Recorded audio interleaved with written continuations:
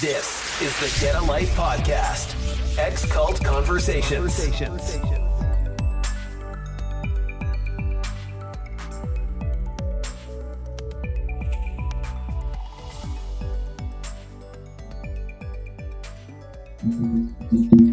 Hi, everyone. Merry Christmas and a Happy New Year. We are here with Lane and Richard to celebrate our year end for Get a Life. We have a ton of guests coming on today to give us an update and have a little short interview. So I would like to, we'll start with Lane first and just, what do you got plans for your holiday season? Well, definitely big meal, right? Lots of gifts. Did a ton of shopping, right? Which is so fun. Like not having done Christmas as a kid, right? Growing up in the Brethren. It's so fun to go out and like pick different gifts for family and friends. And so that's what we're doing. Big party, getting ready for that. I know the food's going to be amazing. The girlfriend's making some pretty good stuff. I'm not sure what though, but she always makes amazing food. So I'm excited about Christmas now, you know, like it's just a holiday we never got to celebrate. And now it's such a fun thing, right? And I'm like, and the irony of it is hilarious because I was laughing about it this morning. The Brethren, you know, very Christian and they love Jesus and yet they don't celebrate his birthday, right? And I'm an atheist outside the church and I love Christmas, you know, and it's such an amazing time of year. Everybody's so happy getting together. You're seeing your family and friends. Like it's an amazing time of year.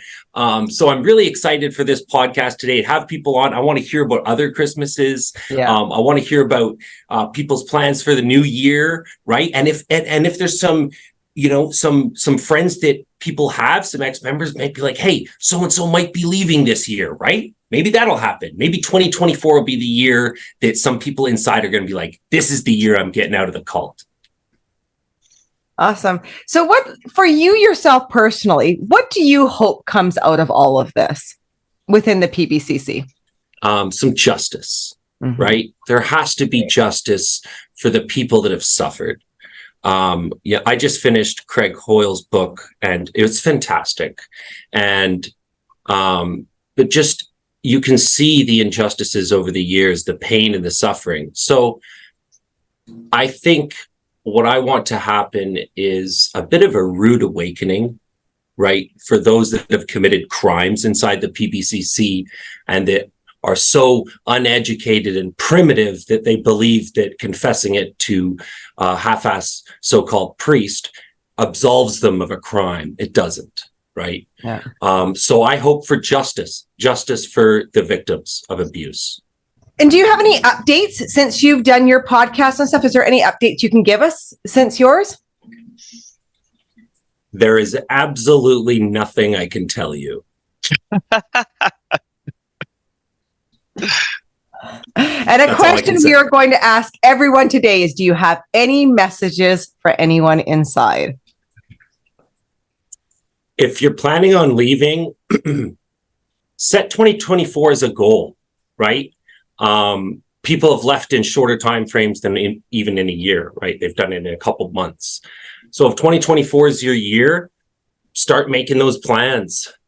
And if you love Mr. Bruce in there and you're a listener and you hate us, buckle up. That's my message. Oh, and Merry Christmas, Happy New Year, and I love most of you. So I'm kidding. I got to joke around a bit, right? You got to. We'll go insane if we don't. Richard, first Christmas. No, this isn't. This is her second Christmas. Kiki's second Christmas, isn't it? Just about, yeah.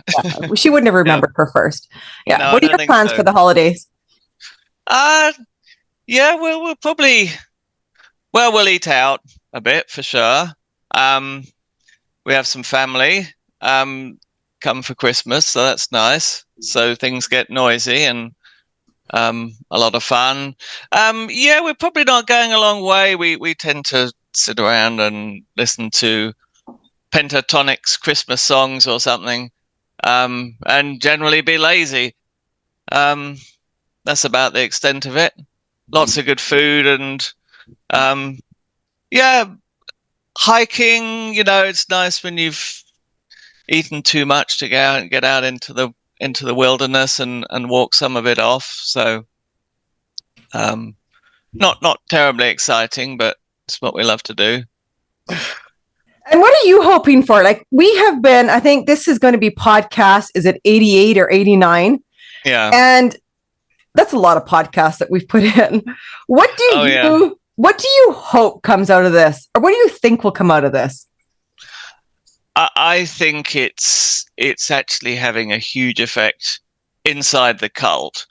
I think a lot of people, quite a significant percentage of current members are really having their eyes open to the reality of their situation and the reality of what they're connected with.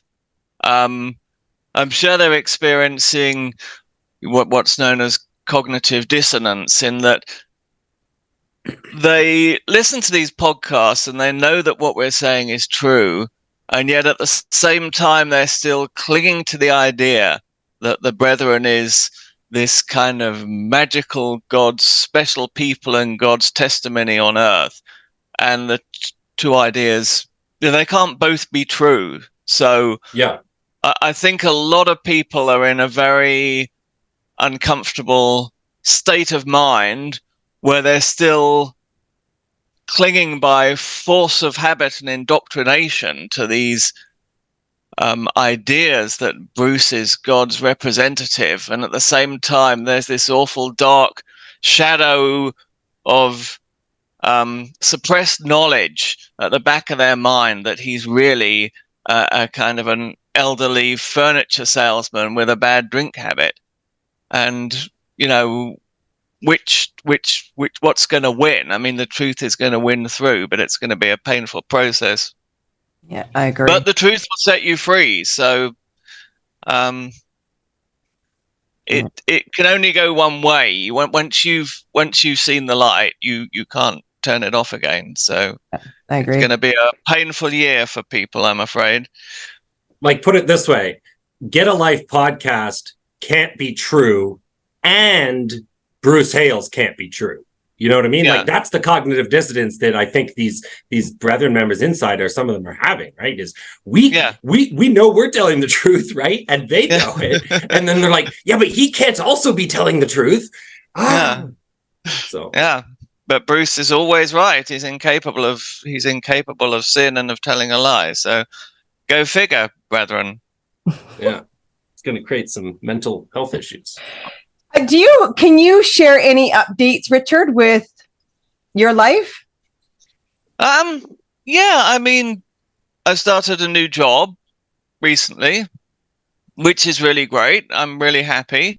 I'd had kind of 6 months or so paternity leave in effect, which was also great fun because, I got to spend real quality time with my baby when she was, in that first year of her life, which is something I suppose, missed out on in the Brethren, because Brethren lives are so busy that, and while Brethren love their children dearly, they don't get the quality time to spend with them. So to actually, literally have 6 months completely off work, just raising the baby, so to speak, that was a really magical experience, and I'm sure there'll be a kind of a bond there between us that there wouldn't have been otherwise.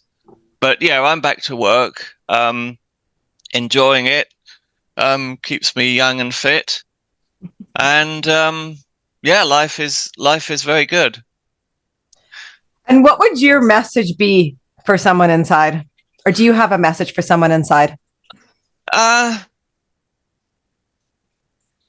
I don't want to name names. I mean, there are people I would love to address by name, but I guess the message is the same to all of you, really, there inside. And New Year's resolution for 2024, start being honest, at least with yourself, if with no one else.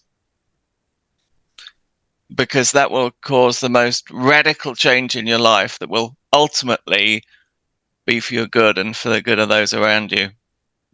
Yeah. Yeah, very true. Very true. Well, I have my kids coming home for Christmas, so I'm really, really excited. I am the worst. I'm just not a very good mom letting her kids fly from the nest. I would prefer just to, have them all in the same town right beside me. And yeah, I don't know. I guess you can call me a helicopter mom. I just like having my kids around. It's super important to me. So I am really excited for that. And, I always cook a big, huge turkey meal for everybody here. And we have a blast playing games. I have a bunch of new games we're playing this year, and we've got darts and balloons and us at the adult kids, and we're all just going to have a blast in the garage this year. And I guess my hope for the PBCC is very similar to Lane's. It is justice.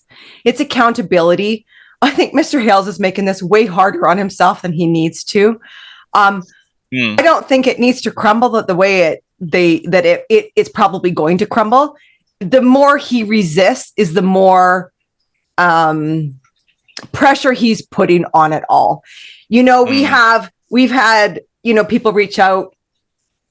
I mean, we don't get all nice emails. We get some nasty emails, and we had an insider reach out talking about why do we name Bruce and everything instead of other individual names. And I responded saying Bruce is responsible for it all. He is the one that everybody responds to, answers to, and him and his minions are the ones that give the rules out. So my true pinpointed hope for this is for Mr. Hales to just learn what accountability is and that it's not as bad as what he thinks it is. I too, like Lane, cannot give any updates, which is it's all good. And my message is to my parents: be the truth, tell the truth. That if you truly wanted to be the parents that you've said you've always wanted to be, tell the truth. You will set yourself free. It's not going to be as hard as you think it's going to be. You are going to feel absolutely incredible after you do it. But to be able to sit in a very uncomfortable situation with a horrible story, telling the truth, even though it feels like you're being dismantled inside, will set you free. So that is my message, I guess, for everybody in there, is be in the truth. Like, sit in the truth. And if you don't know what the truth is, sit with yourself enough, listen to your gut. Your gut never lies. You'll know the truth. So with that being said, we today are going to just bring on guests one by one and have just a short little conversation with them. And our first guest of today's show is Jill Mytton. Jill, thank you so much for taking this time and coming on. I know that you have been hard at work at so many different things. Really, truthfully and honestly, you are the person that was one of the first dominoes in this entire set that went down. And even though it's taken many, many, many years for the rest of us to stand up and come along behind you, you are still very much at the front line. And there's a recliner beside you that I think you need to sit down, put your feet up and relax. And you can do it from your laptop because you've put a lot of time and work into this entire movement that I think sometimes maybe those of our generation forget how this really started. And if you want to understand how this started, go read Jill's thesis, which is I'll attach into the bottom of this podcast. But first of all, what are your plans over the holidays? I shall spend Christmas and New Year with my daughter Jane and her family. That's awesome. Which is really It's going to be quiet, but New Year we're going up to the north of England and we've rented a cottage up there. So we shall enjoy that. Yeah. It'll be good to be with family. You might even get a white Christmas. We might even get to see the Northern Lights, which yes. Yeah. quite a tease at the moment because there's quite a lot of them up there. Yeah, they've been quite active here in Canada. Very active that's in right. Canada. Yeah. Sure. So one of our big questions that we are asking each of our guests is, what changes do you hope to see in the PBCC? Okay. That's quite a difficult question. It is, isn't it? It is. It feels quite a big question. I mean, if I could wave a magic wand, I would take away all their rules and regulations, particularly the ones relating to separation and the division of families. And I would also take away their tendency to be litigious when they don't need to be. They just need to talk with us because we're not really an enemy. We're just people who care. And so I think those, and I've just finished reading Craig's book, Excommunicated, which I wanted to mention because if you read that book, you can read so much the social history of his multi-generational family who spent their time in the Brethren. And it is quite an extraordinary piece of work, I think. So that's what I've finished the year doing, is reading that book, which is amazing. Yeah, it is. And I can second that. I just finished it this morning, and it is incredible to see the multi-generational trauma, basically, that their doctrines that their doctrine has. I want to write about that this coming year in 2024. I want to collect people's stories so that we get some sense of what it's like to have that long intergenerational trauma, really, that's going down through several generations. Yeah. And you have been very busy. What updates do you want to give everybody with what you've been busy about? Well, I was at the ICSA conference this year in Louisville, which was a very new experience. I experienced American life in a town for probably the first time, really, how different it is to here. So I presented 2 papers there. One of them was about the research, which we've been trying to get underway for some time, which I think is very close to being launched. Maybe the end of January, dare I say that? Cross our fingers. So I've been working on that quite a lot. The research you're doing is so important. Like, coming from somebody like a survivor's point of view, with trying to bring justice into this world and into what the PBCC have done for generations and generations. This research is absolutely key, because it is the research that gets submitted. It's the research that everybody looks for the data. And for myself, I mean, I know that you probably get tired of me bugging you about it, but I'm like, it is so pivotal. Yeah. So from myself, I really appreciate the time that you have put into this. Yeah. Thank you. Well, people often ask me, why do I still do this? You know, I'm in my 80th year, believe it or not. And why am I still doing it? Why aren't I just enjoying the mountains at the moment? And I can't actually answer that question. It's something to do with a deep-seated feeling that things need to change. And you guys are making that change happen as well. And it's just brilliant what you've done this year. And without being a formal organization, we have been quite extraordinary about working together and producing something. Everybody who's been on the show, it's, you know, the Brethren tend to think that we are an organization, and at one point they even thought I was the leader. No, I'm not. I'm just one of the many. I think that's something really powerful there too, is that there is no leader. It's just a movement of people, like you said, that aren't enemies of them, but just that are hurt by what has happened and want change. That's right, we do. And that we care, right? We care about our families that are still in there. Yeah. And in a sense, they're still our family. That brethren family is, in a way, part of our extended family. We have blood relatives in there, but we also have all these other people in there who, I don't know why, but I see them all as part of my family, perhaps because they were, in a sense, when we were members. It's like a big extended family, isn't it? Yeah. And we have shared experience. Yeah, that's right. Yeah. Like fish and chips in the pub opposite the law courts.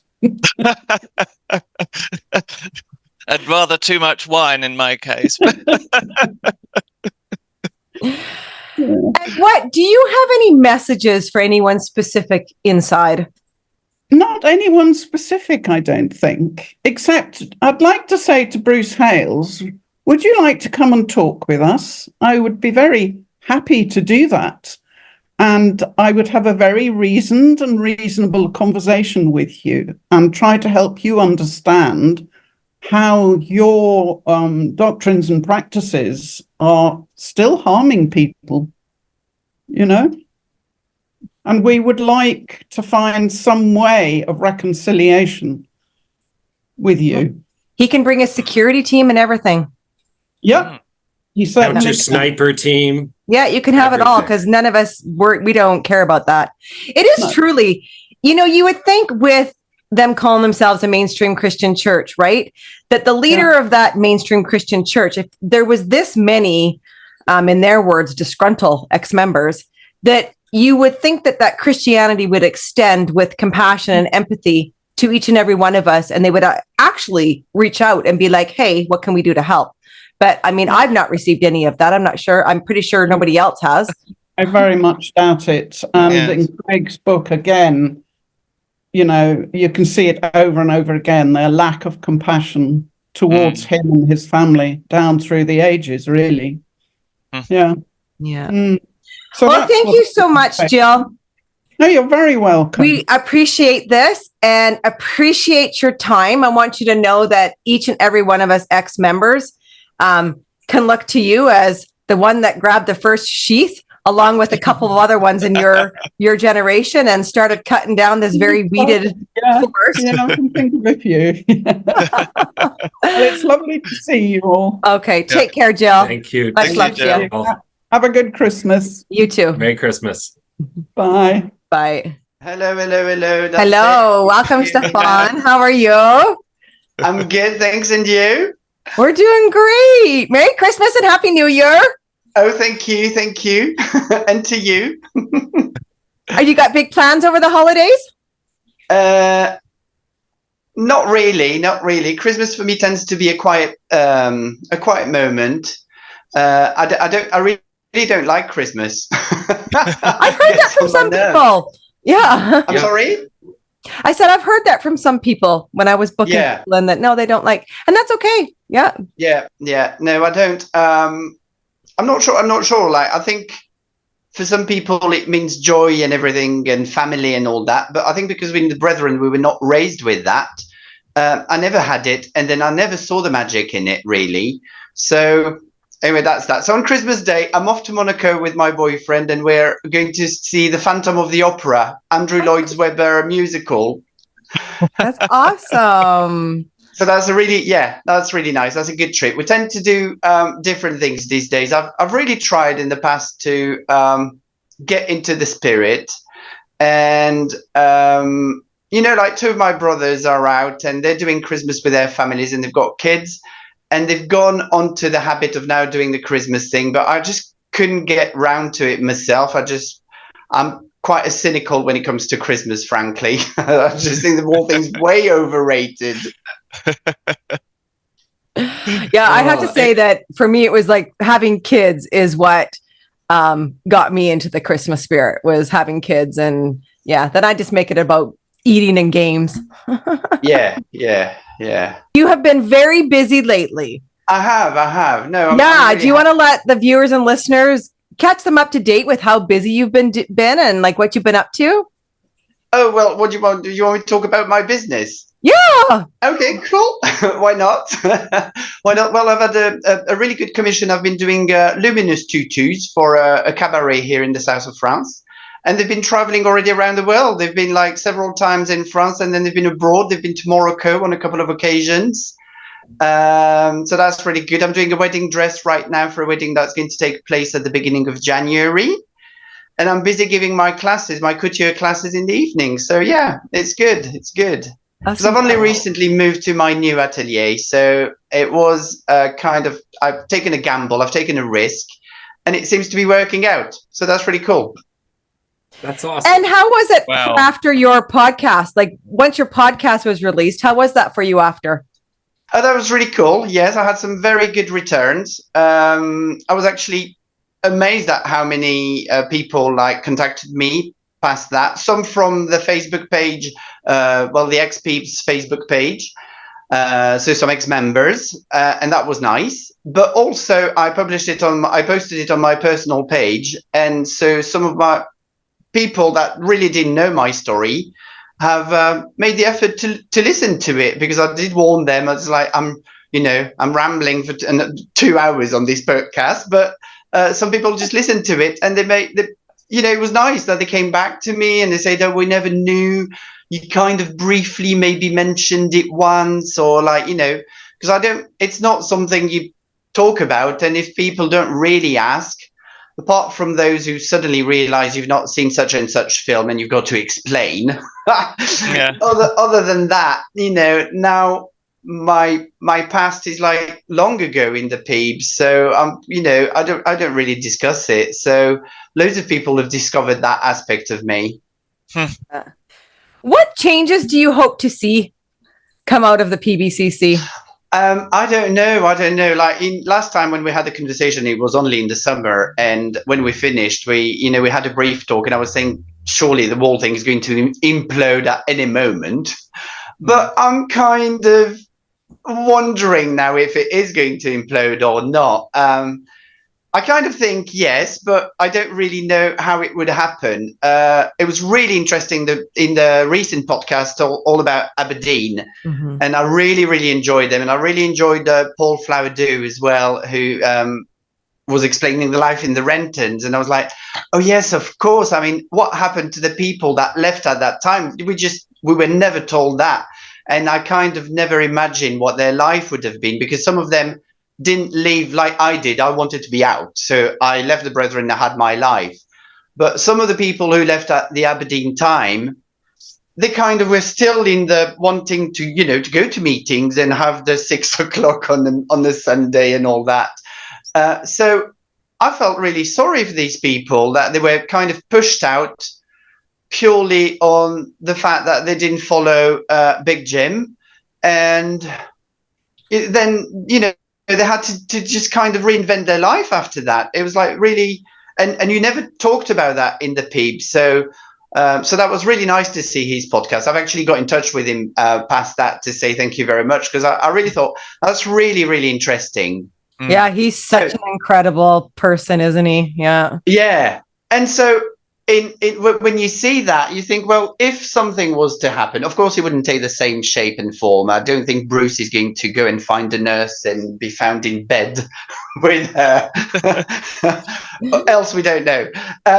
But I think what's happened in recent years is that the whole thing has turned into such a business that it's no longer even a Christian church at all, in my eyes. Well, it kind of already wasn't 30 years ago, but it now is even worse than that. It's completely past that. And I'm like, they are so trapped into a system where the whole life and professional life and family life and their mortgages and their everything is in the Peebs now, like their insurances, so their schooling system. So I'm like, if there's a crisis that happens, I'm a little bit worried that some people would, some of my family, but broadly, some of the Peebs would find it really difficult to adjust and figure out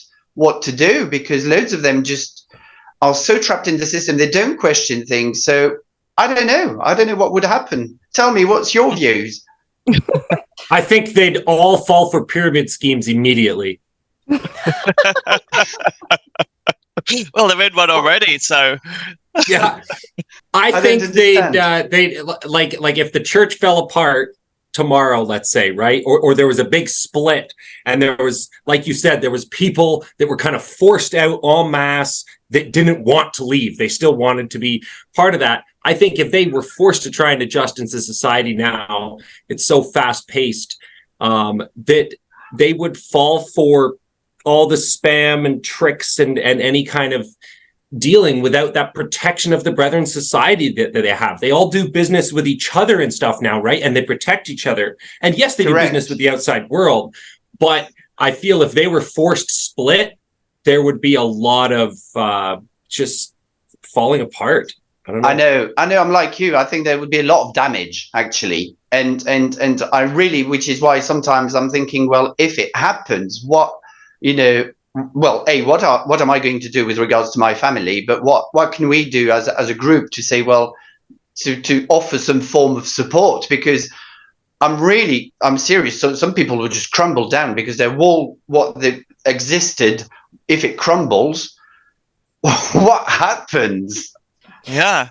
Cult fall apart. Well, you know what I mean? Like you look at the history of the cult, and the dedication gets more and more and more dedicated, and yes, people fall away, but it doesn't seem to end well, right? There doesn't seem to be great endings to cults. No, exactly. And that's terrifying, right? Exactly. Yeah. So that's the thing. Is like I think they're so business driven these days, and the wall thing is so much about money and controlling them through their money that I can't really see how it's going to explode or implode. It'll be interesting when Bruce goes, because is it going to stay in the family? Are they like acting as a dynasty from now on?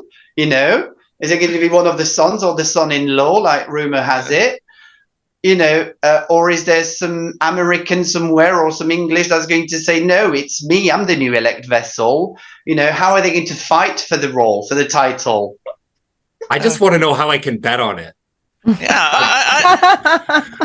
I think they should settle it by hand-to-hand combat. I mean, it provide good entertainment, if nothing else. Game of Thrones style. Game of Thrones style. Yeah. Trial They by can make a combat. lot of money off of it. It'd be a whole new business deal.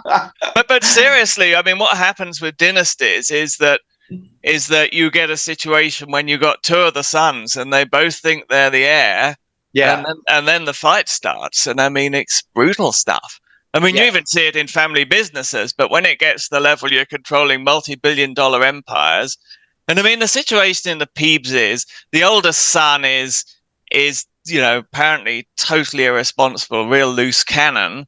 The next one down is more sort of level-headed.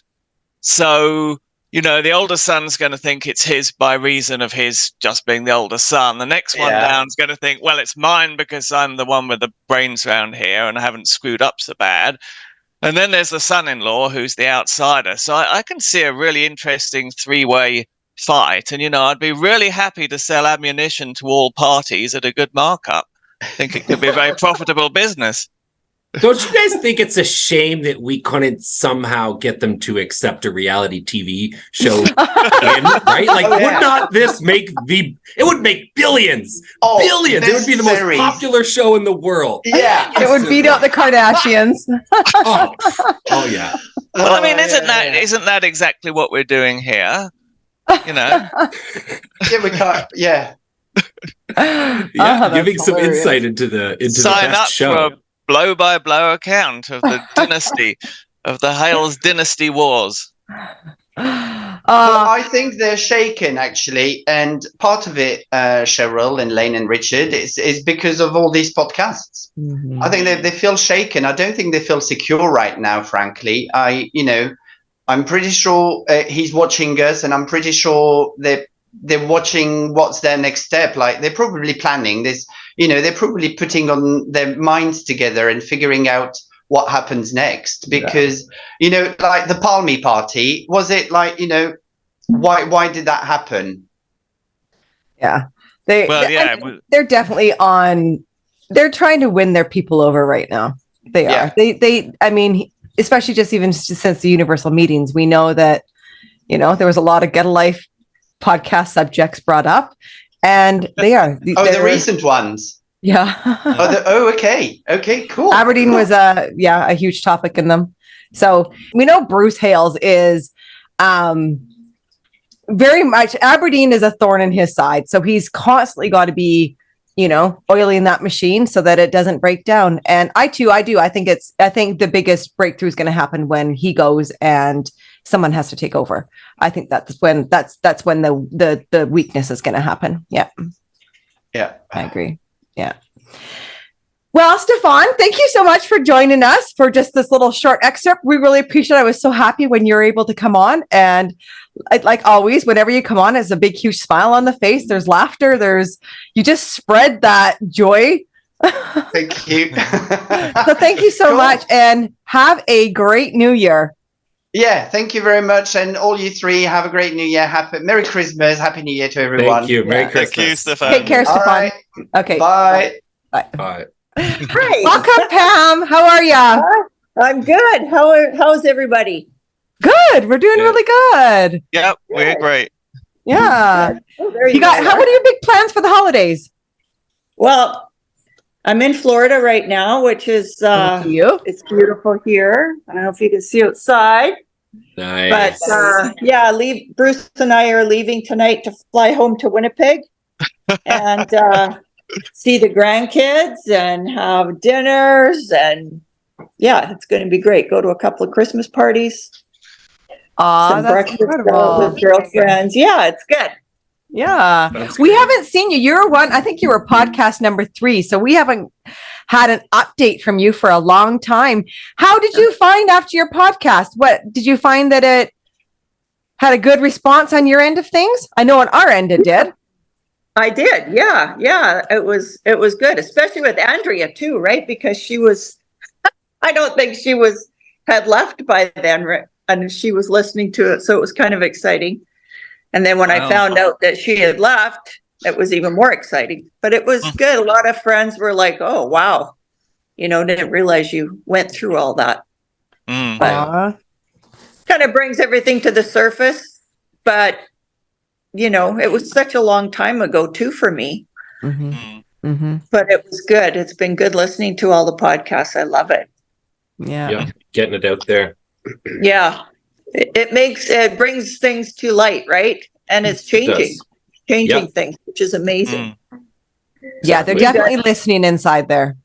Yeah. And you three and Carmen, man, you guys and others too. I see now more people are joining in, helping out in different areas of the world, right? So that's awesome. Yeah.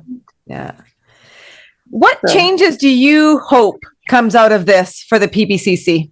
I just wish they could see the light and to share I just wish they could get it.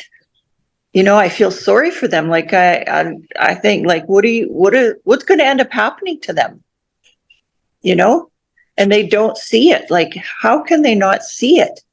That it's a cult, Yeah. I hope, I just hope that they can see the truth for the most part, right? Because really they're heading for disaster. I mean, they're getting more and more extreme, and at some point, the bubble's going to burst for them, and it's going to be very, very messy. And the fact that we're exposing what they're doing, they've either got to kind of double down or back up a bit, turn around, but they seem to be doubling down. But I mean, I don't know, you can save the organization, but can you save the people? That's what I'm concerned about. As many as possible, right? Like I guess Lane and all of you, we all look at our families, right, and think, man, wouldn't it be great to be able to see our families? But mostly, wouldn't it be fantastic for them to see the light and for them to see the truth? you know, for them to go into, like, my parents, like, passed away in that, they never saw what was really going on. Mm. And it's scary that they don't believe it. Yeah. Mm-hmm. You know, when I sent a letter, Cheryl, actually, I don't know if Lane told you, but after my podcast, I sent a letter to anyone that I could get an email address from Lane. Right. And I sent an email to all of my family and saying, like, I've just heard from Cheryl Hope and what she's gone through. I said, how can you be in that religion? I just don't know exactly how I worded, but how can you be in that religion? And I said, you're just as much to blame if you're not doing something about it. Mm-hmm. Mm-hmm. And you know what he said to me? I just could not believe it. He replied, he said, do not get involved in this, Pam. If it's true, God is looking after it right now. I replied, David, I said, you say if? Are you kidding me? How dare you say if this is true? And I never heard back from him. I never heard back from anybody since that day. I couldn't believe it. Wow. If. I said, how dare you say that? How dare you say that? I think that's the hard part in every story that has come forward, right? That again, I go back to this whole thing about them being a mainstream Christian church. Like, to me, when I think about a true Christian, to me, the whole Christianity is all about compassion. It's about love. It's about acceptance. It's about sitting down, having heart-to-heart conversations, and not like none of these survivors have had these heart-to-heart conversations with anybody. Like, it is definitely, I think, not only myself, but many other survivors go through, is where it is a kick in the gut. It is a kick in the gut. But at the same time, I'm grateful I am the age I am now. And I'm grateful that I'm grateful for the therapy that I have now, because it teaches you really how to allow the truth to unravel the way it needs to unravel. But the little girl in us, the little kids in us, the ones of us, the pieces inside us that had to endure what we endured, that's the part that catches up to you at 2 a.m. And on those days when you're tired and you're sick and everything kind of comes at you. So it's hard to hear what their responses are inside there when they call themselves Christians. And, but I do know we've got such a tight-knit family out here that the support amongst the survivors has been absolutely incredible. And I think each and every one of us takes comfort in that. Yeah. Yeah. Well, that's amazing. And that's good that you have that, Yeah. you know? Yeah. And all of these podcasts are just like, you know, at first I thought, oh, nothing will ever change. Oh, it changes, you know, and that land, where's that, in New York or in Chicago? I thought, wow, the power of people. Information, right? They bring Truth things coming to out. life. The truth coming out. Wow, the power of that is amazing. So good on all of you guys for starting this. Proud of you. Well, thank you. Thank you for coming on like our third episode. Yeah, I know. That was a long time ago, right? It's wild how far we've come. Like, it's crazy. Yeah, it's great. So do you have a message for anyone inside or to the PBCC specifically? Well, to the PBCC, please think about these things. Get some information and don't be so blind. Please don't be so blind and sucked in, because it's not true what's going on. What you're supporting, what you're listening to every day is not true. So find the truth. Yeah. And to anyone leaving, you can do it.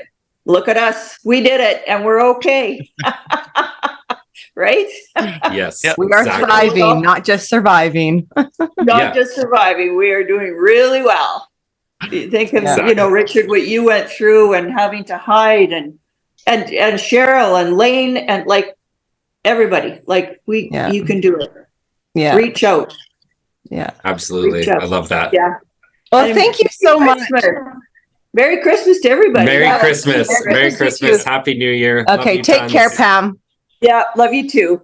Bye-bye. Bye-bye. Yeah, bye-bye. And we're back with Ben and Craig, who have been added to our panel, and then we'll bring on some more guests. Welcome, Ben, and welcome, Craig.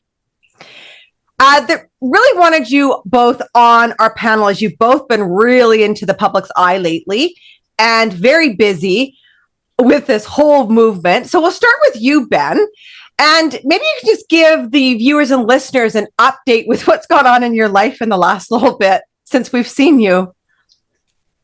Where do I start? I didn't expect to have so much response publicly, I guess. Do you know, I've always said this, that I thought that I would one day share the other people's stories, the people that I helped leave, not my own, because I didn't really think it was that interesting until I, last April started sharing my 7th year anniversary of leaving the cult, and I started sharing my experiences, and it got so much traction. I literally had to get up an hour earlier just to do videos every morning. So I've kind of stepped back from that a little bit, just because business and work life, which will always come first, has been quite hectic. But yeah, it's been quite a journey, and it's very cathartic too. It's unlocked a lot of memories, which, can be a lot to sit with and process, but that's okay, because that's all in view of growth, right? It's been really interesting. I've had so many journalists, people that are stuck in there reach out, people that have gone through similar situations with other cults or high demand religious groups. I've met so many different new people. It's just been really, really, and overall, I guess it's kind of restored my faith in humanity, I guess you could say, is that generally the general consensus. And I haven't had any negative feedback, only from within the brethren. So, it means I'm doing something right. So it's just been a really interesting journey, as well as quite therapeutic. So, and I'll attach a link to Ben's most recent compilation of his TikTok videos that was picked up by a group called Happiest, and it went absolute viral. I think it's, sitting at 1.6 million views. And yes. Yeah, it's a Wow. very, very incredible video that she put together. Yeah. Yeah, I wasn't expecting that. Like I had done like 3, out of the 70, 80 videos I've done on TikTok, there was like 3 of them that had like hit the 1 million view mark. I think actually the one of the most viral was 2.4 million. So I worked out the other day that is like 40 times the amount of followers Bruce Hales has. Not that means anything. I'm not. Well, it does. That's amazing, though. That's amazing. It's interesting to think that, I don't know, really puts into perspective how small that group is, and how, I guess, even more insular their thought process is, and then, as we all know, because we've all experienced it. It's been really good, and it's brought a lot of us together. We'll all feel it, like working on the same front line, I guess you could say, in varied parts of the globe, and it's really brought us all together to stand up to what is a very toxic group. What changes do you hope to see come out of this PBCC movement that we've all been a part of? The changes I think we are seeing, like, obviously we all want change now and want it to be expedited, but we're all human, and the reality is that everything does take time. You think about ourselves, it's taken me 7 years to speak up about it. There's a lot to unlearn. There's a lot to learn. There's a lot to happen in order for somebody to leave. And yes, we might all want them to all leave tomorrow and the whole cult to be debunked, but that's not a reality. And also very unrealistic and unfair, I guess, on the members, because we wouldn't be able to cope with it. Like, I think of the 15, 16 people that I've helped leave, it's quite draining. It's quite a lot you have to give. And we want to be able to do it properly. We want to have a safe landing place for these people. And I think we're managing to cope with that as it's happening. I don't think a major influx of them leaving is ideal. So I think the changes I'd like to see is that the awareness that people are aware that we're here to support them on their time. Take your time leaving. It's not an easy choice. and you want to make sure it's the right one for you. Because there are some people like I can't see leaving. There are some people that it suits their way of life. It does support and champion a straight white male. Like it is a ideal situation for them. So yeah, take your time with it. That's the change I want to see, awareness. And one of the points that the leader, Bruce Hale, said to me was that there are more people that have overcome your homosexuality than that have left. And I want to see that change. I want to see that in my community, there is a safe place for you out here to be yourself, authentically yourself. And whether that's male or female, the gay community, I want them to know that there is a safe place out here. You don't have to stay in a toxic, homophobic environment that you are in. It's incredible how many people that you've helped. I think one thing I was surprised by is just how many ex-members actually help other people leave, right? It's just such a common thing to want to help other people escape that. That's amazing. It's constant. Like I do hear, like obviously I hear a lot of rumors about me from the people that I still talk to in there. And like recently, randomly, apparently I was being paid by another outsider who apparently has a lot of money, $25,000 or $15,000 for every person I help escape. I'm like, okay, well, where is it? I'll give you my bank details. I'm still waiting. It's just really refreshing to hear that, that a lot of young kids that I've spoken to recently that want help leaving, they're like, oh my God, we thought you were an old, bitter, apostate man, not a 32-year-old guy. Like we found you on Instagram. I was like, oh wait, is this the same person? So I think it's really interesting when they start to rewrite the narrative that they have in their head that they put around about you versus reality. We're just normal people, but we also have a backbone, and we're just standing up to what is a toxic community in order to help people, leave. That's it. There's no other ulterior motive. No money, unfortunately. I think that's really a good point to make, is that having all these people come on the podcast, it does help rewrite the narrative that has been said in there. And that's happened just recently on some podcasts where I had an insider message me about what he had heard and to stay away from a certain person, which was completely false information. I had the legal documents, and what was just a simple misdemeanor against UBT was written as a narrative, and there is this complete and utter horrible sexual predator.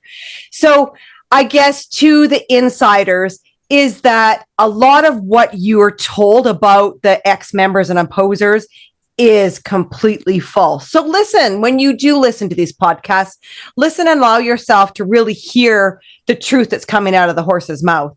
Ben, what message do you have for anybody inside?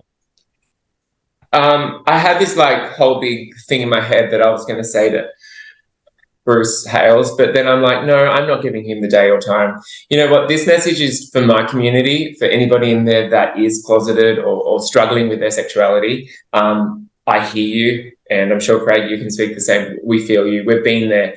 And after hearing about suicides that happened this year, there is another way, and it's a lot more peaceful and safe.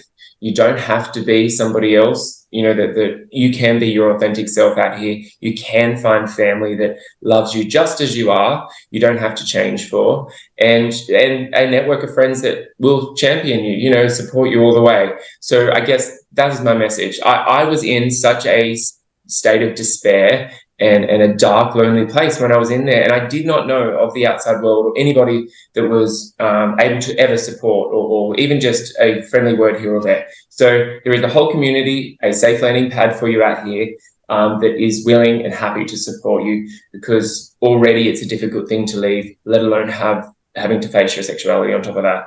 So that's my message. Don't, at one point, suicide to me was a positive alternative. Now I couldn't even think far from it. And I sometimes look back and think that that's a story somebody told me about myself. That's how far different your life could be to where you are now. And yes, it's been 7 years, but hey, the time's going to pass anyway. So why not make it worth your while? Why not live that life that you only get one opportunity for, and live it fully, live it authentically, but live it fully. Such a good message. And Craig, you've had a very, very busy year, and more so since your book came out. Do you want to share the updates that you've been through lately? It's hard to know where to start, Cheryl. So yes, my book came out, Excommunicated, in November, and Bravo. thank you. There's been a lot of attention around that. It's been covered by all of the major media outlets in New Zealand, and there's been a lot of talk about it on social media. And an interesting, it's been selling out at the bookshops in Invercargill, where I grew up, which I thought was funny. And there's been such demand for it at the Invercargill Library that they've moved it to the trending section. So I think there's a lot of interest from people down there. And the thing that I find interesting is that a lot of people on the inside seem to be reading the book as well. And feedback is coming through from different places. And what Ben was saying about the narrative that's told about us, I would say to anyone who's still in there, like, I have no doubt that I know that I've been painted as a terrible person for 14 years now, and no doubt this book will be painted as something wicked and evil. But to anyone who's wondering, I would say just pick up a copy, go and get it from the library, go and get it at the bookshop and read it and make up your own mind. There's absolutely nothing wrong with asking questions. Yeah. And what do you hope to see change from, let's just go straight to your book, because that book, like, from what I've heard, I haven't got the copy of it yet. I'm super excited to read it. I know Lane just finished his this morning. And I mean, stay tuned to everyone in the new year when we have a whole podcast dedicated to Craig and his book. But what change do you hope this book brings? So one of the messages that I was really clear about putting through with this book is that the harm that is being caused by the Brethren, by the PBCC, has been going on for such a long time. This wasn't just me. This was also my parents, my grandparents, my great-great-grandparents, going all the way back to the 1840s is the earliest we know of anyone in my family being impacted by Brethren doctrine in terms of pushing and pulling family situations. And so this is something that has been going on for 200 years, and there's it's not just our individual trauma, it's the intergenerational trauma that we're all living with that's just sort of layers upon layers of harm that's been caused. And so I hope that this book serves to teach people about Brethren and who they are, and also really demonstrate some of what in my view are falsehoods being put around. One of the things that Brethren are often saying now in their press statements is that they're a mainstream Christian church. And from where I sit, nothing could be further from the truth. And so I think attention to that, really getting home the message to the public about who they are. And the other thing here in New Zealand that we're really looking out for is the Royal Commission, which has been investigating the Brethren for a couple of years now, is set to release its findings in March. So we're keeping a close eye on that. Yeah. Perfect. I finished the book. It's incredible. We're going to do a podcast and speak about it in depth. But I really want to encourage everyone listening to pick up a copy and read that, because the history is incredible. To see just the pain and suffering that the doctrine of separation has caused for, like you said, 200 years. And on that note, I just want to say, Craig, I got an email back from your publisher. So to anyone in Australia that's listening, I will be stocking Craig's book in my shop. Love That's it. amazing. And if you can't afford it, I'll ship it out to you as a Christmas gift, just to get it out there. Oh, that's awesome. And same thing in New Zealand. I do have a stack of author copies, and so if anyone does want to discreetly get a copy without going via a bookshop or the library, I'm more than happy to arrange that, and have already done that for a few people. Perfect. And Ben, do you have any plans for the holidays? Or Craig, do you guys have plans for the holidays? I am finishing up at the end of this week, and then we're heading up north. My partner's family have got a beach house up in Northland, just across from the beach, and so there'll be a lot of swimming and I'll be reading some books, and then we're going camping for New Year's. I just want to switch off and not think about the vision for a while. Yes, yeah, it is so important to do that, isn't it? Yeah, because it can consume us. It really can consume us. Yeah. Yeah. What about you, I Ben? don't really have any plans to do absolutely nothing, which I enjoyed. Well, I don't actually enjoy doing that. I can't seem to switch off, but I'll be spending it with my cousins, just doing what we do, enjoy life, enjoy each other's company, just, really simple. There's nothing major, exciting at holiday, like trips planned or anything this year, just enjoying being present with people we love. Well, I appreciate you guys coming on the panel with us today. And with that, we'll bring in our next guest. So our next guest is Lynette from Chicago. And everybody is going to be familiar with her face from the Chicago meeting room hall fiasco that went on. So welcome. How are you? Doing great. How's everyone? Good. Do you have plans for Christmas and the holidays?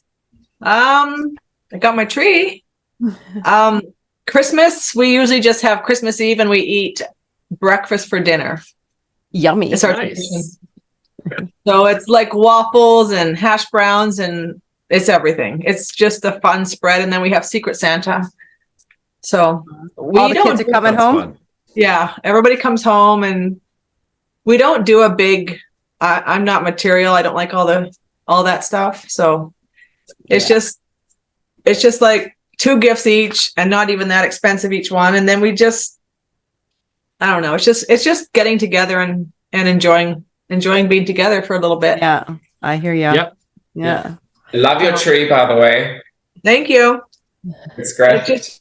It's really plain this year in honor of it's blue because little side story, Dan's mom passed away Christmas morning of 2022, and she, for some reason, she always got away with it, but she would have a little tiny string of blue lights every Christmas that she would put on the mantle of their fireplace. Aww.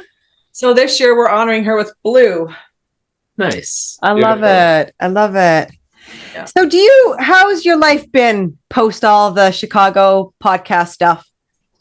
It's good. I'm still keeping very much on the pulse there in South Barrington. There's like they have a group where you can write in and keep things up to date. And the Park District has, it's this Friday, every Friday they answer questions that the community will pose.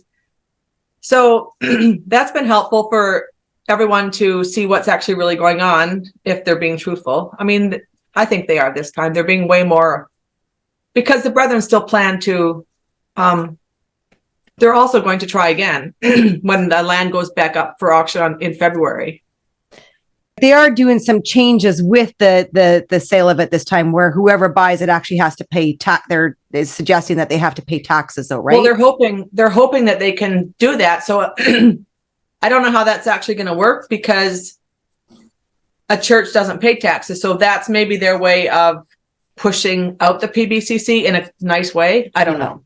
Yeah. So every Friday there's a new until February. Every Friday there's a new list of questions that they answer that the community is sending in. So we'll see.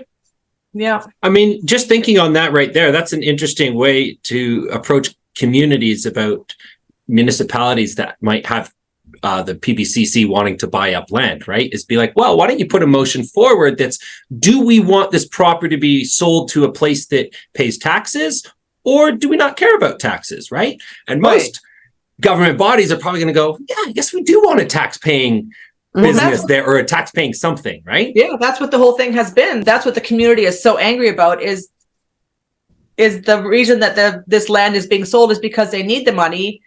Even though the brethren are using the PBCC, they're fighting back and saying it was like freedom of religion, attacking on that. And it's not that at all. It's literally, we need to get the most we can out of this land. And having a church on it, we're going to get nothing. And there'll be no, like, they're so self-inclusive, they're not even going to be out in the community. And so, no. Mm-hmm. What changes do you hope to see come out of this PBCC movement? I would like for them to take some responsibility, honestly. But, or at least, if not responsibility, at least like some acceptance, instead of just always pushing it away and telling the brethren a different thing instead of what's actually really happening. Like the propaganda part of it is just, I wish that would, whatever keeps them going is the rhetoric over and over the same thing, so that they believe what they're being told because they don't know anything else, I think. Yeah. So that's why this is good, right? This Get a Life podcast. The ones that are listening to it are the ones that are probably more confused because they have both sides coming in now, and they have a choice. They have a responsibility to make a choice, do the right thing. So yeah. And do you have any message for anyone inside? A message for anyone inside? Well, I could, or them in general. Yeah, well, I mean, sister-in-laws, brother-in-laws, aunts and uncles, my goodness, I could go on and on. I just reply to my text, really, I guess, for my one uncle in Maple Creek who ignores me. Like, just reply to me. Like, I'm not scary, you know? And you know who you are. What Lynette is referring to here is the way she's been ignored by her uncle Don Boyer. She's asked more than once for a copy of her grandfather's will. Yeah. Well, thank you, my dear. Yeah. Thanks for coming on and updating us. And we will see you again. Much love to you. Bye. Merry Christmas. See you. Merry Christmas. Thank you. Hello. Welcome, Lindy, to the show. How are you doing? Great. I'm doing really good, thanks. I've just got off a Zoom with a bunch of people working towards planning for a decult conference in New Zealand that another woman is running called Anka Richter. So I'm really excited for that. There's lots of positive things happening out there. It's an incredible kind of time of society. There's so much awareness, about these groups and the impact of them. And there's just increasing opportunities available for former members to help them with their recovery and transition out and all that sort of thing. Yeah. Do you want to give the listeners and viewers an update from when we've seen you last? Give an update with Olive Leaf and pretty much where you're sitting right now. Well, I'm sitting on a lime green couch, of course, but Olive Leaf is, what are we, 9 or 10 months into launching. So not, we're still really, really fledgling, and we're still establishing lots of the things that we do hope to be able to offer going forward. But I looked at some of what we've done over the last few months, and I was amazed. Like, we've been contacted, between 8 and 10 times a week by different people, like, ever since we've launched. Obviously a huge number of them are connected with the Brethren, but there's also people from other high demand groups trying to leave, and as well people offering support. But I think that's an amazing amount of contact to absolutely. Yeah. I think it is within the wider scene is that in New Zealand there's no other established entities for supporting people leaving high demand groups, whereas I know in America and in England and that kind of thing there's been entities like that around for decades. So in many ways it's like a new sort of field here that in New Zealand that there's only just beginning to get a greater level of awareness now. So I'm excited for next year because we're hoping to be able to offer recovery weekends for former members with therapists and more like peer support groups and as well as training for therapists and things like that. So it's exciting. That's incredible. And it's so needed. What changes do you hope to see come out of this movement within the PBCC? Oh, yeah. There's a few things I've been cracking up lately because I'm on a couple of ex-JW forums, and I've been amazed at, I'd always heard over the years that there's similarities with the JWs, but I'd never really had to do with any. And I've had to do with some more lately and joined a couple of these forums. And it's so funny because it's just it's so similar to the Brethren. Even the other day, there was a big blow up because someone had said, "Oh, you all need to stop being so angry and move on." And everyone was like, just exactly like what happens on the ex-Brethren sites of going how dare you? How dare you? We're allowed to be angry. It's, it's injustice and all that. And I was like, I've seen all this before. But the funny thing is that the JW leadership forever has forbidden facial hair for men. And they have suddenly done an about turn and just done this announcement from the top. The Lord has, turned a corner. That's not their language, but basically they've said they've got new light. That facial hair is now allowed for men. And there have been people excommunicated over this and all sorts of issues. So the ex-member world is blowing up, and rightly so. And so I'm going, PBCC, let's bring on a change in the facial hair policy for men and for women for next year. Come on, Bruce, bring it on. Bring about a change in facial hair. Let's see that change. And what about pants for women? Change. How about pants? Start with pants too. I want to see pants for women because that's ridiculous. That is so old school in the PBCC. You're right. Shorts for the guys. Shorts for the guys. Yes, shorts for the guys. Guys, just shorts for the guys. That would be amazing. Yeah, I always was so frustrated that you couldn't, you can't climb a fence in a skirt. There's so many things you can't do. It's ridiculous. The second one that I don't think this would be a good thing, but I wouldn't be surprised if they brought in no contraception. Again, it's been a rule in the past, and then it's but I've been thinking about it, and I reckon they're going to be worried about all the people leaving, because that's a key part of their market base, and where they're getting their money from is from their own people. And with increasing numbers of people leaving, they're going to be a bit worried and trying to figure out how to increase their membership. And because they don't really recruit, I think they're going to bring in a no contraception thing to try and get people to breed a bit more. So that's a change I think we might see. I thought that was already in. Some people do it some people do it, but nobody knows about it, right? I'm sure if they were found out, it would not be a very good thing. I distinctly remember my priest going, "No, you don't use condoms. That's stopping a life." It's... Right. Yeah, I think they've loosened off on it though. There's hardly any families who have got over 6 kids these days, whereas, the younger ones anyway. So I think they'll be bringing it in saying, come on, you guys need to be, popping out a kid every year for 10 years and that sort of thing. Because back in the 70s. But then how does that fall into their narrative of the rapture? Sorry. No, I was going to say, back in the 70s, if you hadn't had children for a couple of years, the priests were around on your door wanting to know why. What was going on? Yeah. Wow. I think they might. Yeah, I reckon they might bring back some of that, but that's just a theory I've got. That's just a theory. I feel like while Bruce was alive, they weren't it was his ruling that 3 were optimum, and I guess how does that line up with their narrative of there won't be any kids or children born as we get closer to the rapture, 2 years before the rapture? Well, maybe the contraceptives thing will be handed out. Yeah. Yeah. Well, that will be interesting then to see. Yeah, that is a really strange belief. Hey, that one. Yeah. I'm starting to see another option for betting and gambling here. I mean, we could put bets we on talked one about side. this Is it going to go earlier this way or this way? We have another business side deal that we're going to start betting on things. Sports gambling on the PBCC. It will be interesting to see what other business initiatives they come up with. Yeah. What's another change? In all seriousness, I do hope that what I would love to see, of course, is a change from the top in the doctrine of separation. They've done such massive about turns on so many other significant things, like technology. We also hear all the time that they're eating with people for business. Mm-hmm. Those are massive changes theologically and socially. And so I'm hoping that, hey, why don't they bring about that change formally from the top and loosen up on separation? They're trying really hard to say they're just a mainstream Christian church.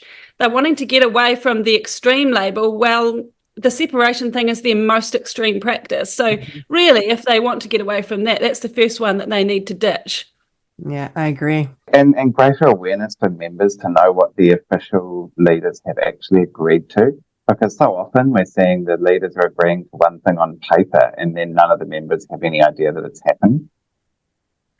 Yeah, interesting. Yeah. Can you give an example there, Craig?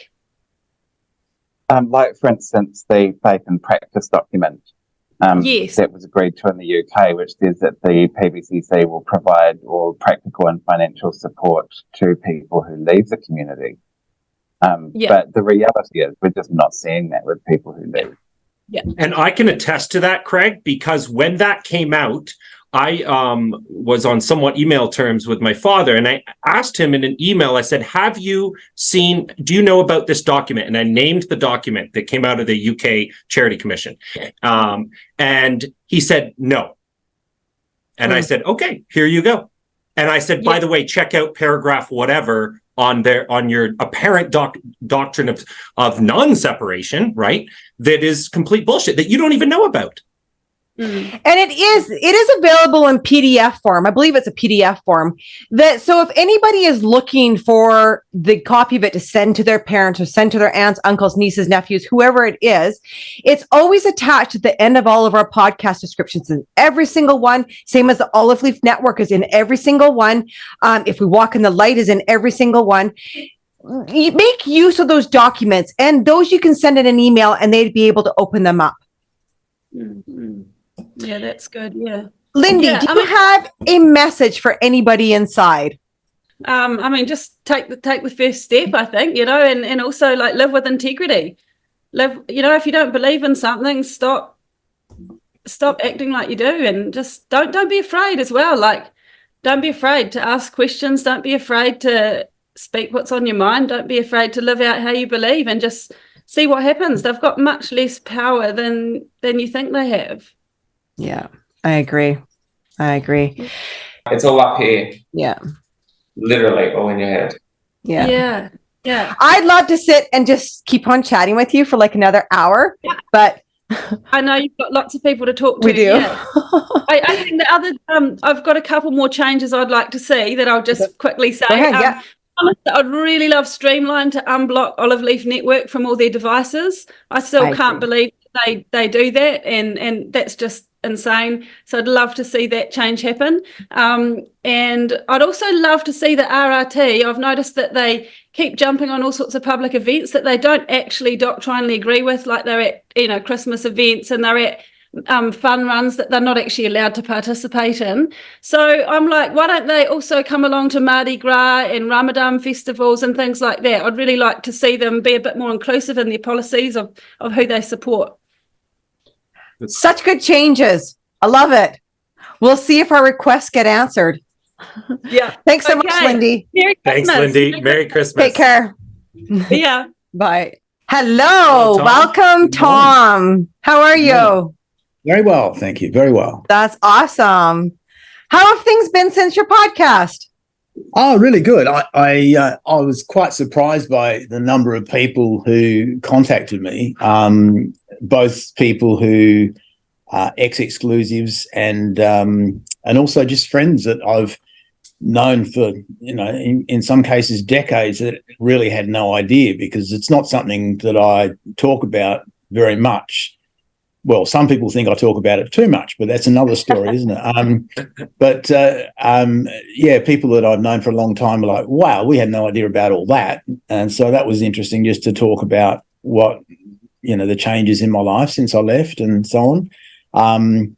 And interesting from the point of view of the ex-brethren who contacted me, depending entirely on their persuasion, they were quite sure that either I was still a deeply committed Christian or had abandoned that. So because as you know, I was cautious not to say very much about any of that, because I keep those sort of what my personal beliefs are to myself as a rule, unless I'm asked. Yeah. I have a list of people here that we'd all love to be adopted by you. So our generation, there's just a long, long list, and we just want to come and just sit on the couch and snuggle. Yeah, okay, that sounds good. So whenever you're ready, I could have adoption papers done up, and a lot of us us out here that don't have parents would love to have you as a dad.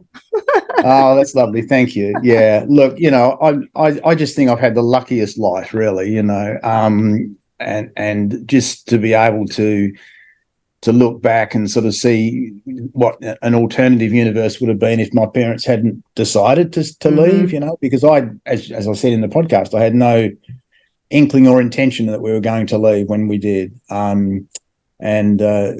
But it's turned out to be the best thing out. Yeah. Yeah. So Tom, out of all of this, what changes do you hope to see in the PBCC? Yeah, it's interesting, isn't it? I really think that we are at a moment in the sort of development of technology that's going to make an inroad. And I think we're already seeing that, for example, this podcast, and the fact that I think, as we said, and others have said numerous times, people can just go and buy a very cheap phone, get connected to the internet and find out what's going on. Because, when we were kids, there was nothing like that. It was all, you had to go to the library and find a book. But now you can Google and get onto Facebook and various other things to find out what the world thinks about you, and you might be quite surprised. And one of the other questions that we're asking everyone coming on today is do you have any messages for any insiders or just the PBCC themselves?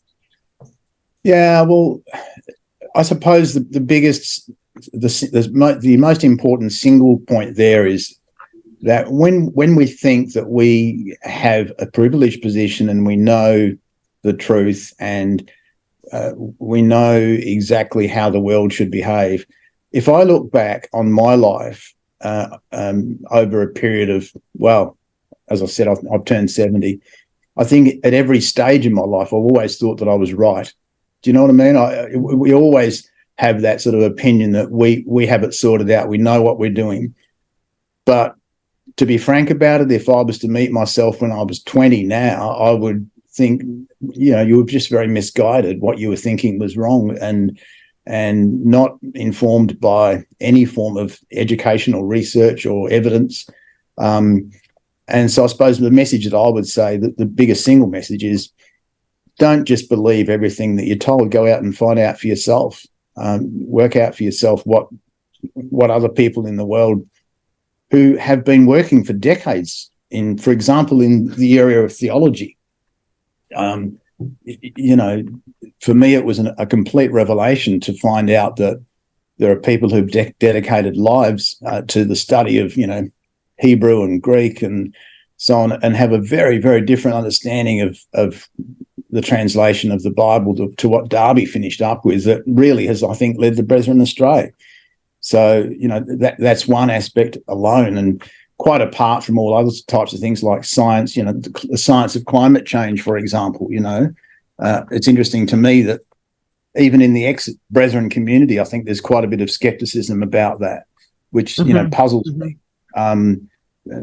Because I don't know if you're familiar with the name Dr. Trevor McDougall, but he's a Brethren lad who's my age, left at about the same time as we did, and he's now a world-renowned scientist. Last year won the Australian Prime Minister's Science Prize, which was worth $250,000, so it's a very sort of exceptional prize, who has researched deep ocean currents for decades. And these sort of things that he would, if he'd stayed in the Brethren, he would never have even been exposed to anything like that. Yeah. So the fact that he had the guts to sort of walk out at the age of, I think, 21 or 22, and went to Cambridge and did a PhD and became the world-renowned scientist that he is now, is really something that would have been completely missed if he'd stayed. So the message from me is, go and have a look, find out that you're really up a backwater. You're not in the mainstream, you're in a backwater. Yeah. And to find your full potential in all aspects of your life is not going to be found in there, right? You've got to leave that in order to find your full potential. And I mean that within your faith too, because you're not going to find out what your faith is inside there. No. I was going to say on that note that you've said, Tom, is that, you often were told in the Brethren that you don't need to go to Fool's Hill. Like I remember Bruce Howell saying that in preaching. You don't need to go to Fool's Hill to find out about the world. We know about it. Take our word for it. And my question to that is, to yourself, is, okay, but then how is your faith, your religion, say you want to keep that religion or that faith, how is that genuine? How is that an authentic link with your creator if it's based on somebody else's judgment, based on somebody else's rhetoric? It's not your experience. It's not, and that's what you're encouraged to do, right? You're encouraged to develop your link with your creator. Then how is that authentic? Yeah, no, it's exactly right. And if you ask anyone in the Brethren, what their parents believed, well, it's going to be the same as what they believe, and same with their grandparents. So it's just handed down. There's no sort of widespread evangelical outreach to other people that are not in churches. So, which is completely different to how the rest of Christianity operates. So as far as the narrowing of knowledge, if you think about the fact that now that the Brethren don't have university education and they don't have professional people, their knowledge pool is going to shrink and shrink and shrink over decades to come. They're just going to become less educated, more opinionated, and probably completely strange in the way that they operate, even worse than they are today, I would imagine, if it keeps going the way it's going. Almost primal. Yeah, it's primitive. It's primitive, magical belief. Yeah. Well, we appreciate you coming back on. Do you have plans for Christmas? Do you have? Yeah, I mean, my Christmases over the years have changed a lot because obviously, my first family was four boys. Christmas was a big thing, and we used to have the full-on Christmas and lots of people around and so on. And now they're growing up with their kids, so we'll have grandkids coming in. Aww. And they're also spread out around the world, and that's another thing that would never have happened, I think, in the Brethren in the way it has. I mean, I've got a son who's a maths professor in Vienna in Austria, so we'll do a Zoom call with him and his little boy and his wife, no doubt, sometime on Christmas Day. And then I've got a son who lives in Melbourne, so we'll probably catch up with him by Zoom as well. And then we'll have a lunch on the farm with some of the grandies and the kids, and then we'll have another lunch, I think, probably a few days later with the other side of the family, because there's lots of different aspects. Once you have blended families, there's lots of people to catch up with. So it'll be catching up, and it'll just be pottering around. I think a few days working on the farm, we're doing a revegetation project on the farm, so that's full time for us. Yeah. Fun. That's awesome. Sounds like fun. Well, thank you so much for coming on and taking time out of your busy schedule to update us. And you are welcome on here whenever you want. And thank you. I'm very, very pleased and honoured to be asked to come back on. And I just want to say, fabulous work you're doing, Cheryl. And I don't think you probably realise how much of an impact this is having.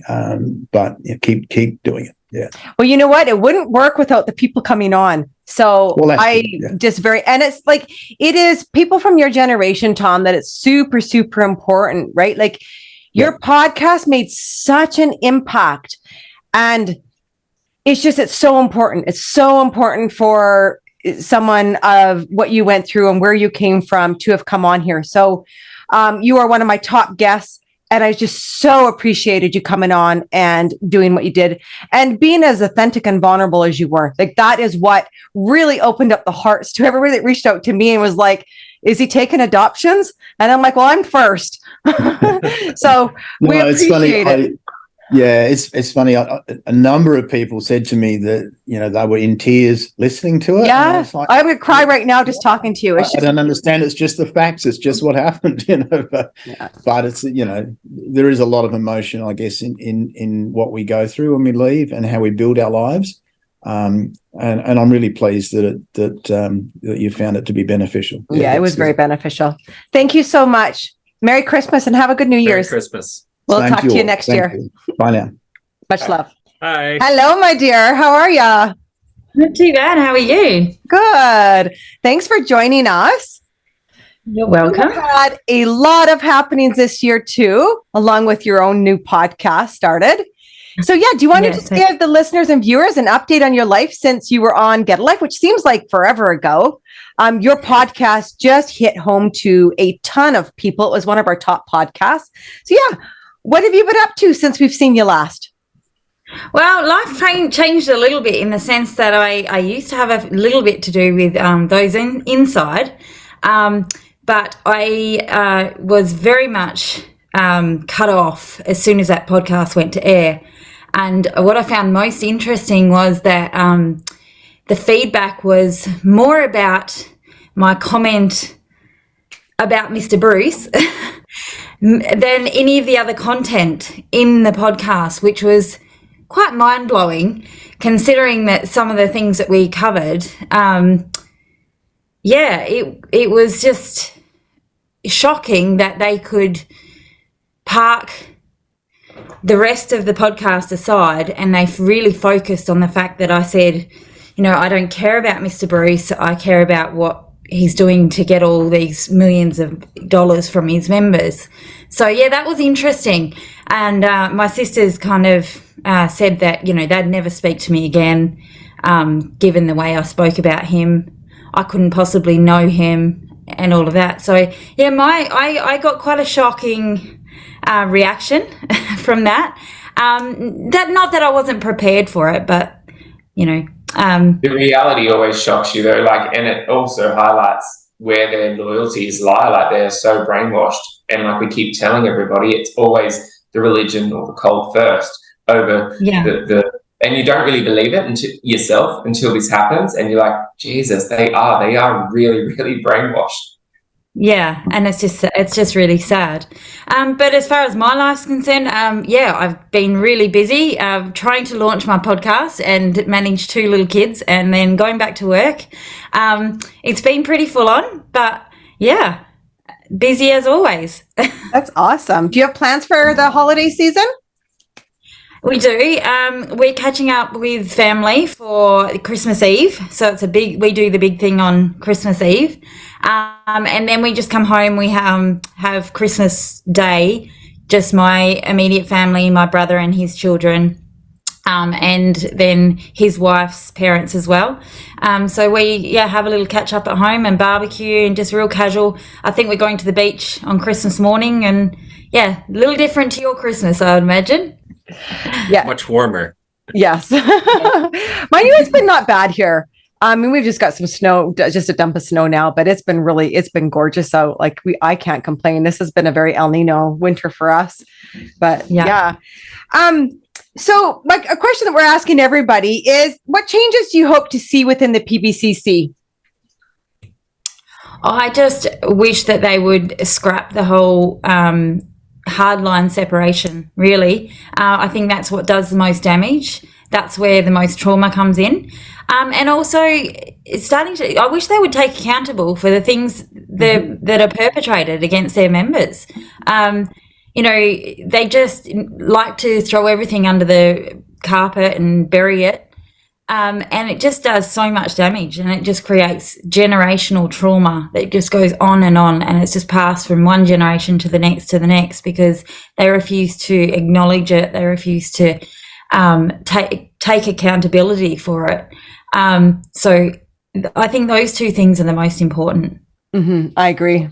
And it has been a recurring theme when we ask this question, that those two requests are coming up. Do you have a message for anyone inside?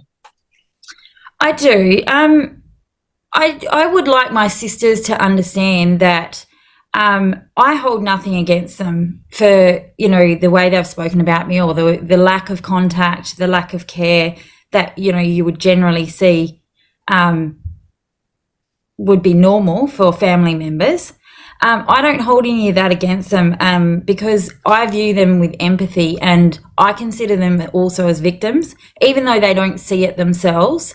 The reason I speak out is because I see them as also victims, and I don't want them to have to go through what I've been through, or even their children and the next generation. I want them to realize what they're a part of and what they are perpetrating on the next generation unwillingly.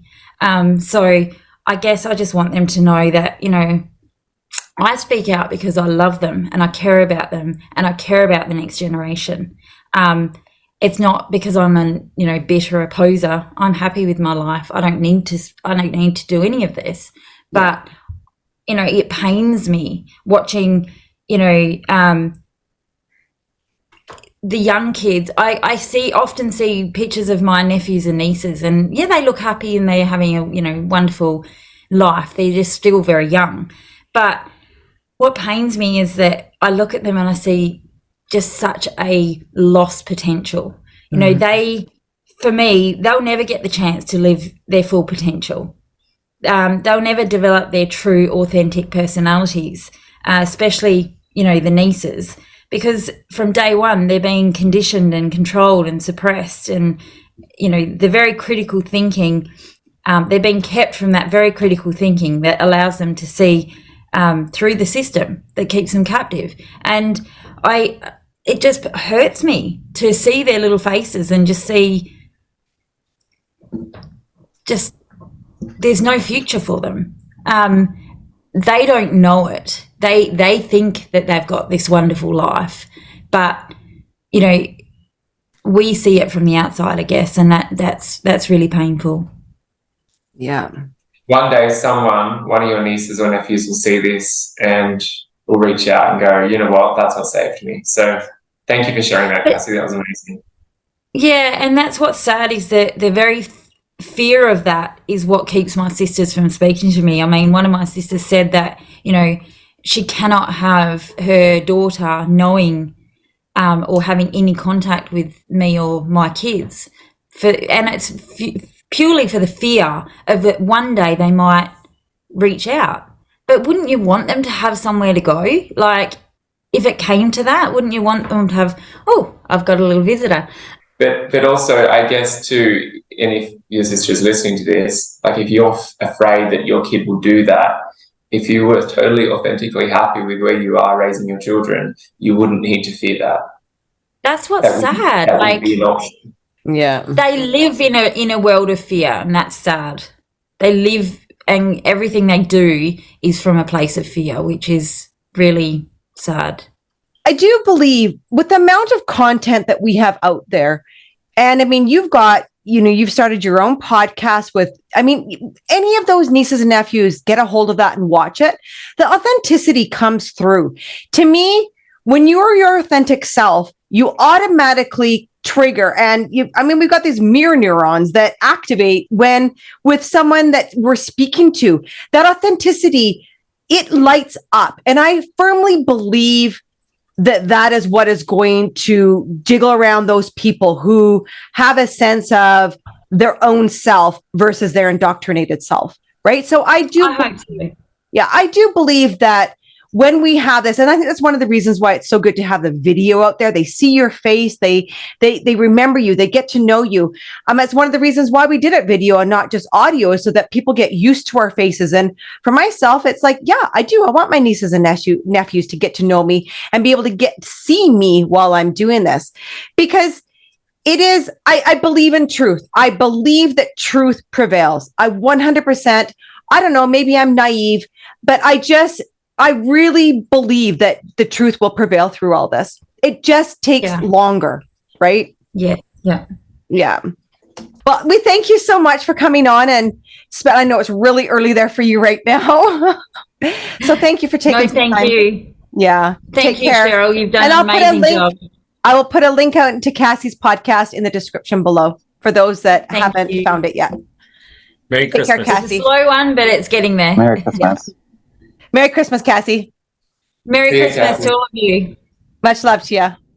Hi, Rob. Hello, Rob. How are you? Hey, Rob. How are you doing? Very good. Great, thanks. But we've got lovely weather down here. I heard. I'm jealous. Yeah. I'm on the other side where we've got the white stuff on the ground. So I just wanted to have a quick conversation, and we haven't seen you in a bit here on Get a Life. And is there any updates since your podcast that you want to let the listeners and viewers know about? Oh, okay. Well, I think something I don't think I said in my podcast was, you know how the brethren are strenuously deny that they break up families? Okay. In my situation, this is how Bruce Hales broke up my marriage, right? He said to the priest, so they excommunicated me, and then I was trying to get back to my family because I didn't want to leave at that time. So what they do, Bruce Hales said to the priest, does he want to get right, and is he prepared to set his wife free? Right? Now that's code in the Brethren for the fact that if you want to get back to your family, you've got to first separate from your wife and need to go back to the church and prove you're loyal and blah blah blah blah. So that's coercion. That's just absolute blackmail. So it comes right from Bruce House's lips. Wow. And I'd be prepared to stand up on TV and say that because they just dodged that one. You agree to the separation per their demands, and then they turn around and say that you abandoned your family. Oh, they're light of the back teeth. But anyhow, yep. You know about this Royal Commission inquiry. It's a first. Well, as far as the exclusive brethren go in New Zealand, they've never been investigated by a government commission ever in the lifespan of the exclusive brethren. So this is actually one off. And the other thing is other inquiries that have been in other parts of the world. It's been related to sexual abuse, but in New Zealand, it's actually related to all types of abuse, just like family law is, like emotional abuse, coercion, emotional blackmail, the whole work. So hence the reason why the exclusive brethren have really got on the Royal Commission's radar, because the breaking up of families is absolute abuse, emotional abuse. Yeah. That's what I was going to say about that. Rob, what are you hoping will come from the Royal Commission's investigation? Well, they're going to present a report to the government in March of next year, and I'm hoping that other government departments will come out of the woodwork, like the charity services and things like that, and they'll start looking into the exclusive brethren. And I also think that as far as faith-based abuse, closed faith systems like exclusive brethren, Jehovah's Witnesses, I'm hoping that they'll pass a law that says abuse is a criminal offence, because it's not at the moment. Only sexual abuse is. Yeah, that would be amazing. That's what I'm hoping. To get a law passed. Yeah. There's so much work to be done in getting governments and government departments to recognise the damage that's done by these groups. And I've had this in conversations like with the Human Rights Commission, for instance, here in New Zealand. And people who come out of these religious groups, they're like refugees in society, but there's no framework for recognising that. So right. They don't have access to the same levels of support. So if some of those government departments could just have a proper understanding of the harm that's caused by these groups, that would make a huge difference to people trying to escape. Yeah. And this report it's coming out in March. Is that's the date? Is March? Yeah, that's the deadline. Absolutely. And at the moment, like in New Zealand, the brethren they're keeping under the radar. They're not. Mm-hmm. They're just not. Are not causing anyone any trouble at the moment. No, because they know that this is coming. They're really trying to behave themselves. I know they've got something coming. You know, it's the first time they've ever been up against it like this. Yeah. And if you could say something to the brethren inside or specific brethren members, what would you say to them? Well, yeah. So they've got to stop. What they're doing at the moment is they'll stop like people's families from talking to their parents and stuff like that. At the moment, they stop it. They prevent it, and through fear and stuff, they've got to stop doing that. They've got to let families talk to each other. You know, got to cut this sort of stuff out. I couldn't agree more. It's I think that's been the general gist of everybody's thing that they'd like to say, or like change they'd like to see, is that this doctrine of separation. It isn't realistically, it's not protecting anybody. You're just making life miserable or worse for everybody involved. Because I know, like I've had conversations with my family since I've been out, and I know they miss me, right? And the only thing stopping them from talking to me is the friggin' hierarchy and their minders. That's the only thing stopping them. And if it came from the top that you're allowed to have communication with your family, they'd do it straight away without, straight away. But it has to be actual, true, getting rid of that. We come back to what's been talked already before on this podcast was the faith and practice document, where they had all these changes they said they were going to adhere to. Here's what I just hope doesn't happen is that things get shook up again. And then they come around and they say, okay, well, you know, you're allowed to have this contact with your family. You're allowed to have this contact with your family. That's read out. The box is ticked. But behind the scenes, no one challenges it because they know that it's not true. Or you've got the priestly visits still happening because people are having contact with your family. So it is a really hard situation when we're requesting this, and sometimes Bruce comes along and he changes the rules for the paper and for the commission, but doesn't necessarily authentically and truthfully change it so that it really happens. Yeah, well, that's why they need to have a law change to make in faith-based, closed faith-based institutions, it should be a criminal offence for abuse, any type of abuse, and then they'd have to adhere to that. It's not just a flash in the pan. And it's not even just the separation either, right? Because it's like it's the priestly visits and the sinning and stuff itself that you have to confess, right? So if they say, yeah, you can go visit your family now, but they still do a priestly visit, then that's not okay, because they're still asking you to confess crimes, and they're still it's still manipulation, coercion, and blackmail. It's got to be a complete change that I can't really even fathom how they could change for the better without a complete falling apart of the system, because it's based on fear. Yeah, they've still got to fall apart. I mean, there's still got to be an implosion from inside. That's still got to happen. And any change will have to come from inside, in my view. Like, we can make all these sort of changes. Government departments can tweak things and we can offer support and so on, but we can't climb into people's hearts and minds to change what they think. Like, the real pressure for change will come from inside when Bruce Howard realizes he can't push people to a place that he thought he could. Yeah. And stricter oversight of their education systems, because I think that's bullshit, right? Not being allowed or skimming over certain subjects or blankly not teaching certain science subjects and shit should be illegal, right? Like, there should be monitoring bodies that can come in and go, this is unacceptable. Yeah, I agree. That's something that's been really interesting to me over the last few months, is, you know, with the book coming out, is the number of current and former teachers from One School Global that have got in touch to talk about how concerned they are about the Brethren education system. And I definitely think that better oversight is needed there, because the impact that it's having on some of those students is really negative. Yeah, I agree. Is that something that the Royal Commission would have heard about? Yeah, no doubt.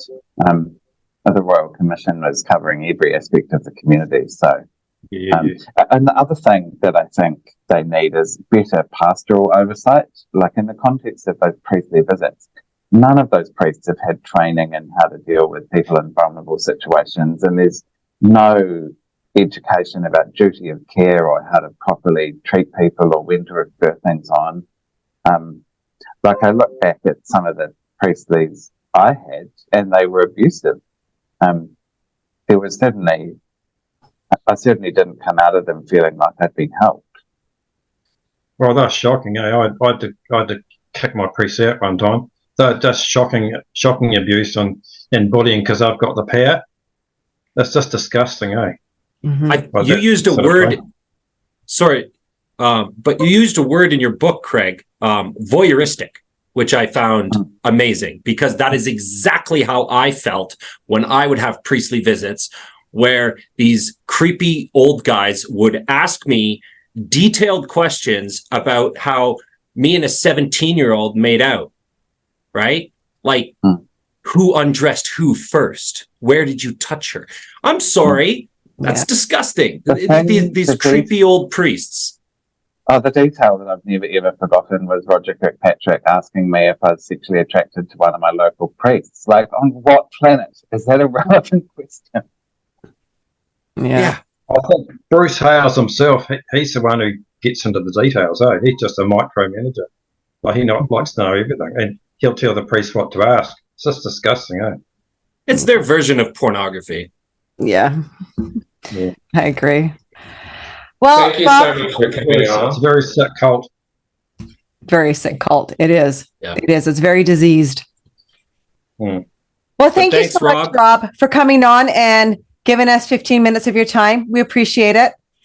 More I than hope you happy. have a great Christmas and a new year. Yeah, Merry like Christmas. a Christmas tree in the background. Thank you. Okay. Well, Okay. you take care. Okay, See you, bye Rob. bye. Okay, talk to you later. Bye-bye. Hey, Peter. Welcome, Peter. It's been a while since we've seen you or had you on the show. So any updates that you can give us since we've seen you last? No, I got married about 6 months ago. Well, that's a big update. Congratulations. Congratulations. Yeah, thank you. Yeah, a couple of weeks ago, I heard from an insider that it got passed around. It's being passed around in there that the reason I left was for another woman. So I wasn't surprised to hear that, but it pissed me off a bit. Yeah. Their rumors, you know, they love their rumor mills when people Yeah. leave, eh? Like they just make up these ridiculous stories. Yeah, so they they think that there's no good reason for a person to leave. The only reason can be that they're sick or they're running off with another woman or something like that. It's always got to be something scandalous. I Yeah. remember one time one of my uncles or something said something to me like, did you join the mafia? I was like, what? What are you talking about? He's like, well, you always used to read mafia books. I'm like, so I read a book and now you know, so they thought you ran off with a woman. Have they said any other rumors about you? I did underestimate how lonely it would be, and you know, I still have dreams. Like probably every second or third night, I have a dream about my family and brethren, weird dreams and that sort of thing. But I don't get too stressed about it. It's just what's going on in my head. It doesn't bother me. Yeah. Do you have plans for the holidays? No, we're just sticking around here. Yeah. Well, it's summertime here, so yeah, lots we'll to do buzz there. around the Yeah. harbour on the jet ski and I don't know, just do summertime stuff. Yeah. Yeah. Yeah. So one of the big questions we're asking everybody today is, what are your hopes to see, or what changes would you like to see happen from this PBCC movement? Look, honestly, I don't think they should change. I think the whole thing should just collapse. I think, you know, it would be like trying to pull a weed out and just keep growing. That they're just, you know, it's a multi-generational thing, and they'll just keep on sprouting up bad stuff again. That's just what I think. I think the whole thing needs to collapse, and they all need to go out and find another church or meet at home in little home groups or whatever. Or not. Sorry? I said, or not. You might want to find Yeah, another or page, not. you know? Yeah, just do what they do. And yeah, I think of it, you know, I think hoping for a change in there. I think that's, you know, it's been going on 65 years now. It's bad, and possibly even longer than that. As Craig's book tells us, it's you know, well back there was bad stuff happening, and I think it's just think it's been going on so long now that it's just I think they're irredeemable personally. Mm-hmm. What do other people think? I'm kind of on your side, Peter. I don't know. I've thought about, yes, it'd be nice for them to change and everything, but like, I don't think there's going to be change without arrests being made, right? And they can't even accept, like we had, what was it, Cassie on before? They can't even accept any of the stuff coming out. Like when people listen to the podcast, they hear one word against Mr. Bruce and they disregard the fact that the person was sexually assaulted or raped, right? Like it's insane. And all they hear is one thing against Mr. Bruce. So when you have that level of brainwashing, like, could we all deprogram them in some mass education thing? Sure, maybe, but is that ever going to happen? No. I think it's got to implode. And I think it'll be a slow process of laws coming in, hopefully in, Commonwealth countries and America that slowly make it so that people, when something bad happens in the Brethren, can reach out and the person gets arrested, right? And then they will be forced to, if you don't want to go to jail, stop doing that behavior, right? That's what I think. And it wouldn't just be for the people on the inside. If the PBCC was to implode, it would have a huge impact on those of us on the outside as well. Like, you look at the work that goes into rebuilding every relationship with every new person that leaves, and if your whole family suddenly came back, you can't just pick up where you left off. Like, there's a huge amount of groundwork that goes into rebuilding those connections. Yeah, personally, I don't even think I'd want to. I was going to say it's very unrealistic and unfair on us that have worked years and years of therapy or years and years of internal work to overcome the trauma that we've suffered, the generational curse that we've broken. It's very unrealistic and unfair for them to be expected to help a mass of people. I think through education and with time, as long as there's no Jim Jones event, which I do worry about because they are very much a doomsday cult in my belief. Yeah, I do think education is really important. This podcast has been really important for educating people because like all of us have just touched on, that the immediate thought is out here is just despair and unsuccess, and far be it from us to just live peaceful lives and actually be successful, not based on our measure of success is not our money. That's not our metric in which we define whether our lives have been amazing or not.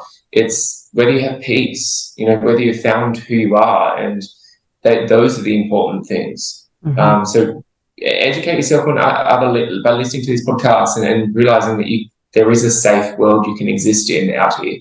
Yeah. Do you have any messages, Peter, for anyone inside? Just for my family. Yeah, I love them to bits and I miss them every day. The pain it doesn't get any less. Yeah. And I just love them to see some sense. And my heart and home's still open to them. Yeah. Beautifully said. Yeah. Yeah, well said. Well, thank you so much for popping on here. And you have a great Christmas and a good New Year's. Thanks, Cheryl. Okay, take Merry care, Christmas. Peter. Okay. Thank you. Bye. Welcome, Lara. We appreciate you coming on. How are you doing? I'm doing great. And you guys? Good. Yeah. So do you have plans over the holidays? I do. So hopefully the plans don't change. I have a very sick child at the moment. Oh, no. So my number one thing I wanted to say about holiday celebrations is that, of course, in the Brethren, they didn't even acknowledge that this time of year was Jesus's birth. And, the whole, whether you believe or don't believe, the miraculousness of what happened and how he came to be. And I remember that's actually the deciding factor for how I decided to leave the Brethren. I got invited by people that were never part of it to go to Christmas Eve service. I remember that, yeah. And I remember sitting there scared to death to walk into the building, sure lightning was going to strike it. And, I felt bad for all the people that were going to get hurt by my bad actions.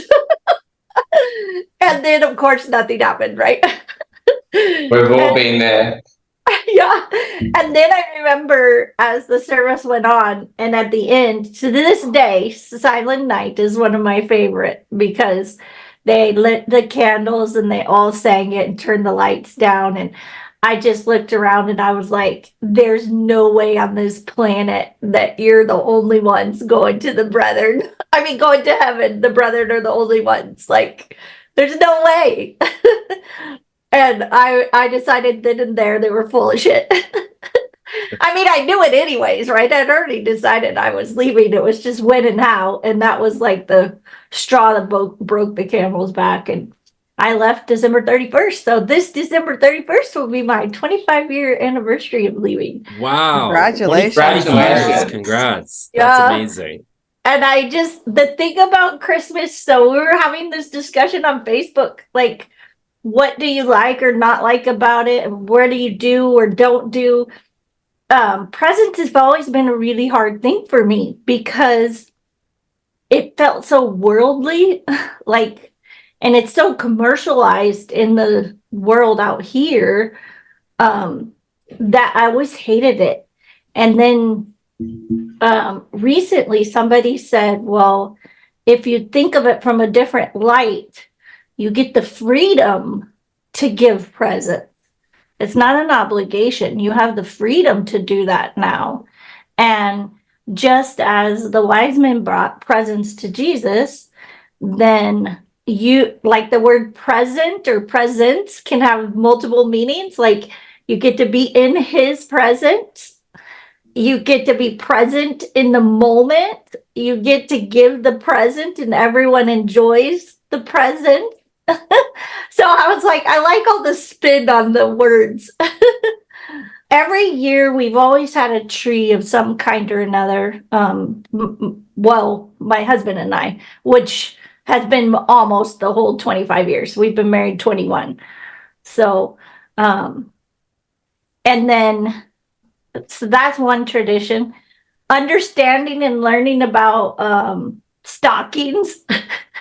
My first year, I gave him chocolates and fruit because I had only ever read Laura Ingalls Wilder books, and they put fruit and candy because that was a rare thing. And he pokes fun to me to this day about, like, really? You gave me fruit? We're not poor. That's funny. But it's funny and it's fun. And then let's see, what's another tradition? We always go to Christmas Eve service somewhere. Some years we've gone like to events where they have like caroling. And then of course, once you have a child, then it becomes even more fun. All the things you want to do. But I always was torn with the idea about lying that you have to do this for Santa. So I personally have never been a big Santa Claus fan. I mean, I let her believe it. I just never really said yes or no. Yeah. And then she got real mad in third grade. She kind of like had figured it out. And I asked her, like, well, you know, do you really believe? Because she's asking me. And she's like, no, I know it's you guys. And I was like, and then she got even more mad because she's like, you weren't supposed to tell me it wasn't you. You're supposed to let me believe. And I'm like, you already didn't believe. Now I was wrong both ways for letting her believe and then telling her not to believe. It's so nice to see. Like, it makes me think back on my family, and I wish sometimes, you know, our family, we could have had that discussion just about, you know, whether we believed in the religion or not, you know, growing up. So it's so nice you're able to have that conversation with your child, where most of us have been robbed that right. Yeah, exactly. So, yeah, it's really refreshing to hear. Thank you. Mm-hmm. And the other thing was, you know how they always said, well, we don't celebrate Christmas because you celebrate his the Lord's death. Supper. Yeah, the Lord's Supper. And I was like, so if you actually believe he died and rose again to save you, why wouldn't you be just as excited that he was born? I've had this conversation with my family before. Yeah. You know, what's wrong with one day? you know, I mean, I guess like we always in our family. I don't know how it was in other places around the world, but we at least got to celebrate our birthdays. And I'm like, we celebrate our own birth. Why can't we celebrate our Savior's birth? Yeah. So what changed with this huge movement that we've gotten going? I mean, it's worldwide now. What changes you hope to see come out of the PBCC?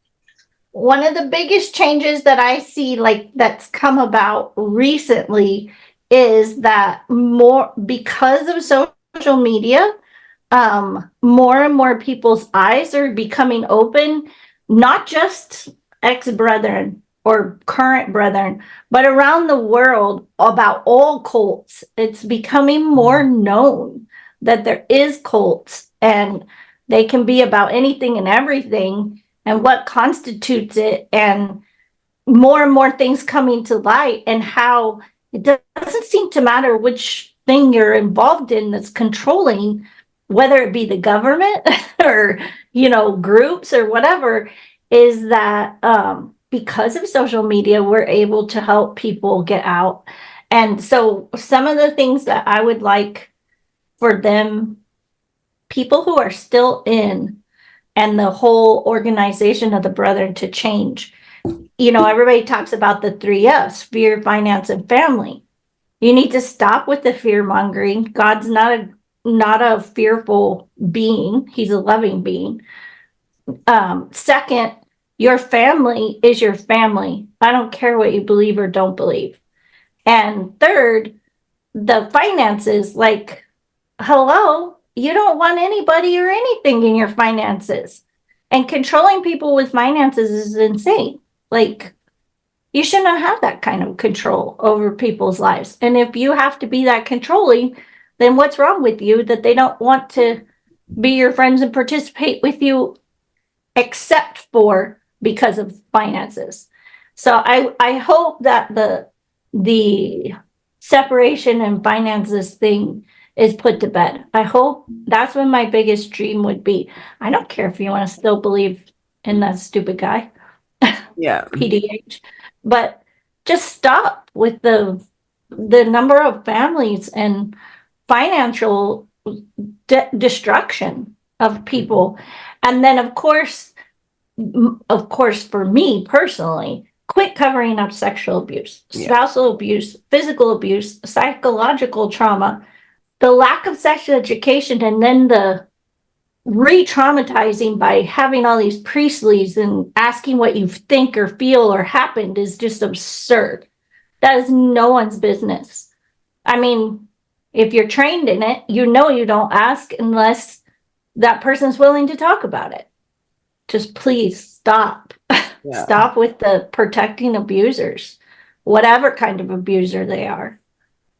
And since your podcast came out, did you get any response from them inside there? Has anybody reached out to you to hear your story or try and make amends? They have no way to. They don't know where I am or have any contact, and they haven't tried, I suppose if they really wanted to, they could, but. Oh yeah, absolutely they could. Yeah. Yeah. But what I found interesting, I don't know if everybody knows, but just so that the Brethren people inside the Brethren know, I did go to the FBI and I went to the police, and even though the statute of limitations has expired on my sexual abuse, they can be held accountable civilly for what they've done, whether or not I decide to pursue that route. That's still on the table. That's good. That's good. Oh, very good. And one of our final questions we're asking everybody, do you have any messages for anyone inside today? If you know it's wrong, get out. I don't care what it cost you. I left with the suitcase and knowing my older brother had left, so I already knew what was going to happen to me. And saying that you don't have a way out, you do. If you're minded to leave, you will find a way. You find a way for whatever is most. I agree. And now more than ever, there's a whole network to help you. Mm-hmm. Yeah, as opposed to when I left at 25, there was nothing, nowhere, nobody. I don't consider it naive. I'm sure a lot of people would. I left only knowing where I was staying that night with 2 suitcases of stuff. It is so different now. I knew I was leaving it all. I knew so my much courage. Answer the phone, but you have to take that step. God can't take it for you. Your friends can't take it for you. And thankfully I had God-fearing people that told me to go home and ask God what to do. They didn't, even though they knew I should leave, they didn't tell me to leave. It has to be your own choice. So you can't make it for anybody. You can't make it for your family. You have to make it for yourself and decide that it's worth it. Yeah. And the timing will never ever be perfect. So stop waiting for that. No. Very good point. That's a really good point, Craig. That's such a good point, because it is something myself personally hear a lot from with the insiders is, there is just not a perfect time. It's going to be messy, chaotic wherever you take it. Yeah. And it hurts and it's awful and it's ugly. I cried. My parents cried. I didn't think I was going to get over it, but eventually you do. And it doesn't matter how messy it is. It's so much better to be free. Yeah. So, well, thank you so much, Lara. Yes. Have a good Christmas and New Year's. Yes, we're going to be with Jason's family this year, as long as everybody's better. So perfect. Going on a road trip. Merry Christmas. Merry Christmas to everyone. Hey, see you later. Bye. Bye. Welcome, Todd. It's good to see you Cheryl? again. How are you? Good to see everybody. I can't complain, actually. It's been quite a crazy last 6 months, but, you know. Yeah. Do you have any updates for us since you've done your podcast that you can share? I've just been extremely busy at work. Working 8, 10, 12-hour days. And then, by the time I get in my downtime, it's, I'm ready for some downtime. So I really haven't. You did go to the police regarding everything. Oh, I did. Yeah. That's perfect. I have spoken to them a couple times since, reaching out to them and talking to them. But I have not gone back in for another meeting with them. But there's an investigation. And I just haven't. I really haven't pursued a lawyer yet. I just, trying to. I just, like I said, I've been so busy on work that that's sort of been a side note for me right now. You have plans to slow down over the holidays? We'll just spend time together, me and my fiance, but we're not doing too much. Just, it's just been so hectic the last few months that I've just, I just want to literally sit down and relax and watch some football and, just literally get some downtime. Good for you. Good for you. It's, what about everybody else? Yeah, busy. Yeah, well, it's family's coming back. Yeah. Oh, good. One of the questions we're asking everybody on here today is, what change do you hope to see come out of this movement within the PBCC that's going on? Well, for me, I hope just to get them exposed. I know there has been exposure so far. I really think, especially in Australia and New Zealand, it's been, I think it's, for it to start there is probably the greatest thing that could happen. So for me personally, for judges to see this. Yeah. And to follow through. I think, yeah. I don't know what it's like in New Zealand, Craig, but. Yeah, I think there has been a lot of publicity recently, a lot of attention on who the Brethren are. And it was really interesting. I did a radio segment a couple of nights ago, 2 hours of live radio on one of our biggest radio broadcasters, and so many messages from listeners who are like, I live in this town and it's full of Brethren, and like, what is up with this and what is up with that? And I think New Zealand has the highest number of Brethren per capita in the world. They're very visible here and people are very aware of who they are, but there's still so much sort of confusion and fascination with who they are. And we find every time the Brethren are in the news in some way, there's just this outpouring from the public and from former members, and also in New Zealand as well from current members. And I think that's a point I would make to people on the inside, is all of this publicity that's been happening about the Brethren. It's not the outs, it's not the opposers that are driving it, it's people on the inside that are driving it, who are so concerned about what's happening with Bruce Hales and the rest of the leadership that they are choosing to provide information, they're leaking things to bring about change.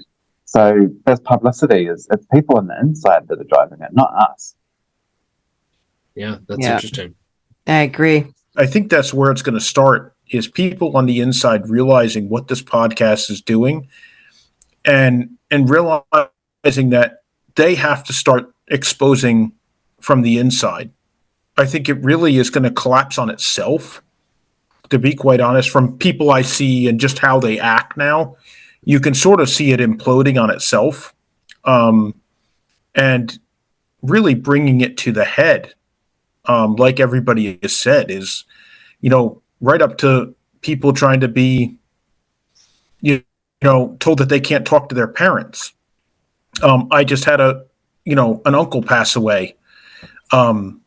He was part of the Brethren many years ago, but I reached out to my father to wish him my condolence because it was his brother, and he did not answer my call, and he just sent a brief message, like literally 4 words, saying, "Thank you, got your voicemail." He didn't want to talk to me, and I'm okay with that, but my uncle really stressed in his will that he had no members at his funeral or service. So we had to be very, very careful who found out about the service and who was attending it. And I have to say, my uncle that is out, that handled it, did a very good job, and nobody showed up at that service that was not supposed to be there. So I think that in itself is a great movement, because I know my father said that he would help with the funeral costs, and I know all would know what they want to do when they try to take control of the situation. And I know my uncle that was out would not have let that happen. So I think we fulfilled my uncle's wishes in that regards. But obviously it was a sad moment to see him go. He was only 73 or 74. But, I'm just glad he doesn't suffer. He went through a tremendous amount. And to realize that he doesn't have to worry about it or think about it ever again and can be in a much better place I'm happy for that. So I think the movement is happening. And regarding 2024, I think there's going to be, with all you've done, Cheryl, Lane, and many others, I think there's going to be a big movement, and there's going to be a lot more exposure, and all these leaders are going to realize that this is going to come to an end very, very quickly. Yeah. And once Craig's books get into everybody's hands, that's I mean, that from what I've heard, like, that book obviously outlines exactly what they need to be able to dive into, which is the generational trauma. Yeah. So, Todd, do you have a message that you'd want to send to anybody inside? Well, my message would be to anybody in there, just really consider what you're part of. Really consider, I know many in there that are stuck and really want to get out. And my message to everybody would be, make that move and get out now. Whatever it may be. Because I think, like Ben said it many times, you worry about what BDH would do when he knows his time is done and people are just going to leave. And I worry about that with my parents and others that are so in with them in there. I would just plead with any of them, my brothers, sisters, family members in there, reach out to us, talk. Yeah. We can help you, guide you, and get you into a much better and safer place. And also, all those of us on the outside, we have, to those who are inside, we've been in your shoes. We know what it's like to feel like this. We know what it's like, that fear and confusion and so on. Yeah. So we're speaking from a place of knowledge here. We're not just firing in from the outside. We've all been there ourselves. Yeah. And I think the coolest thing about this is you're meeting people from all over the world that have been in so many different situations coming out. everybody has somewhat of a different adventure leaving, or how they left, or why they left. And I think like you said, Craig, I think that's the biggest message, is that we've all been in their shoes and scared about leaving, or scared about just getting out. And there's thousands of us. Yeah. And that are all at different stages, all at, it's going to mark 7 years for me in June. So, it's, I don't know. It's hard to say. It's just I think the last thing I would say before I get off would be to show how successful everybody has been here. Exactly. Yeah. That has come out. And I think that's the biggest thing I want to show my parents. Of course, they'll never come out with it, is that we've been in good relationships. We've found our way. We have good jobs. We've all enjoyed life in many different ways, and that you can make it. So what BDH is preaching, saying you're never going to make it out here, is a lie. Yeah. So what a beautiful way to end that, Todd. Well said. Thank you. Perfect. Thank you so much, my dear. Very nice seeing everybody. Yeah. Awesome. And, thank you. Yeah. Take care, Christmas. Todd. And our next guest is Julie from BC. Hello, Cheryl. How you doing? Good. How are you? Good. How has things been since you've done your podcast? Pretty quiet, back to work and, trying to get back into the groove of things. So, yeah. Do you have plans for the holiday season? Yeah, Christmas. Usually like my girls and I have always had like this tradition of Christmas Eve opening a present of new pajamas. And then we put them on, and then Christmas morning we get up and we're in our new pajamas. I love it. We usually do like a family photo, and then we open presents and make breakfast and have a turkey out ready to start making sort of like afternoonish. Yeah. But this time I'm actually having surgery Wednesday, so it's going to be up to Papa Ron and the girls to cook Christmas dinner. Oh, wow. So, I mean, I'm sure I'll be in there too, because, like to manage. Oh, yeah. Oversee everything. Anyways, right? so we open presents and we cook turkey and all the fixings. And as you can see, I have a tree up. Gorgeous tree. Love it. I actually hate the tree, but it looks good. It does look good. Yeah, absolutely. So I'm like, no. I want one of those pencil trees that doesn't take up as much space. Yeah, that's what I have behind me. So my living room is really small. Anyways, so I think, that's pretty much it, what we do for Christmas. I love it. Pretty simple. Yeah. And any updates that you've got since your podcast? I know you sent me some pictures that I really want to share, that maybe you can walk the listeners and viewers through of what these are. Oh, yeah. Haven was really like a kid that loved to share and was really full of joy. And she gave so much, to the community. She was part of like the Baha'i faith people come in and do a JY program. And so she would like participate in service projects and stuff like that. And so some of these are Baha'is, some of them are my neighbors. And together, we all put together the Small But Mighty program because some of the kids in the complex, their moms are either not at home or don't cook. And so if you go back to the first one, I was just going to mention who's who. In the gray blue is Ken, and the next is Tiffany and Shay.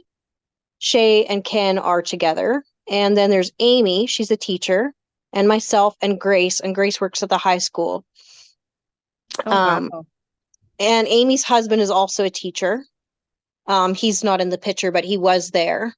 And so I love the color of the shirts. So bright. I wanted to get more, but then I couldn't. So we are going to have to do like a different color, which sucks, but it is a great color, It just radiates the joy and smile, eh? Right.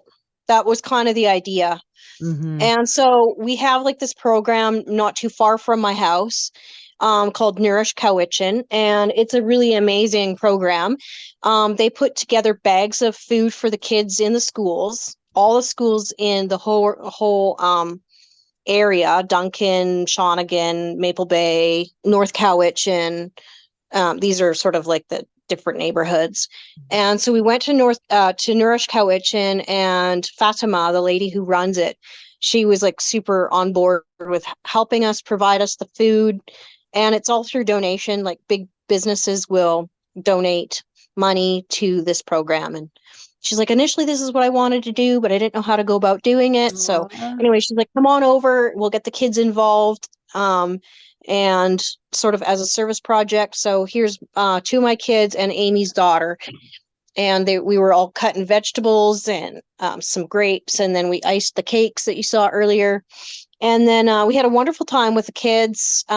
We gave them spaghetti and mac and cheese and veggies and garlic bread. And they were so happy.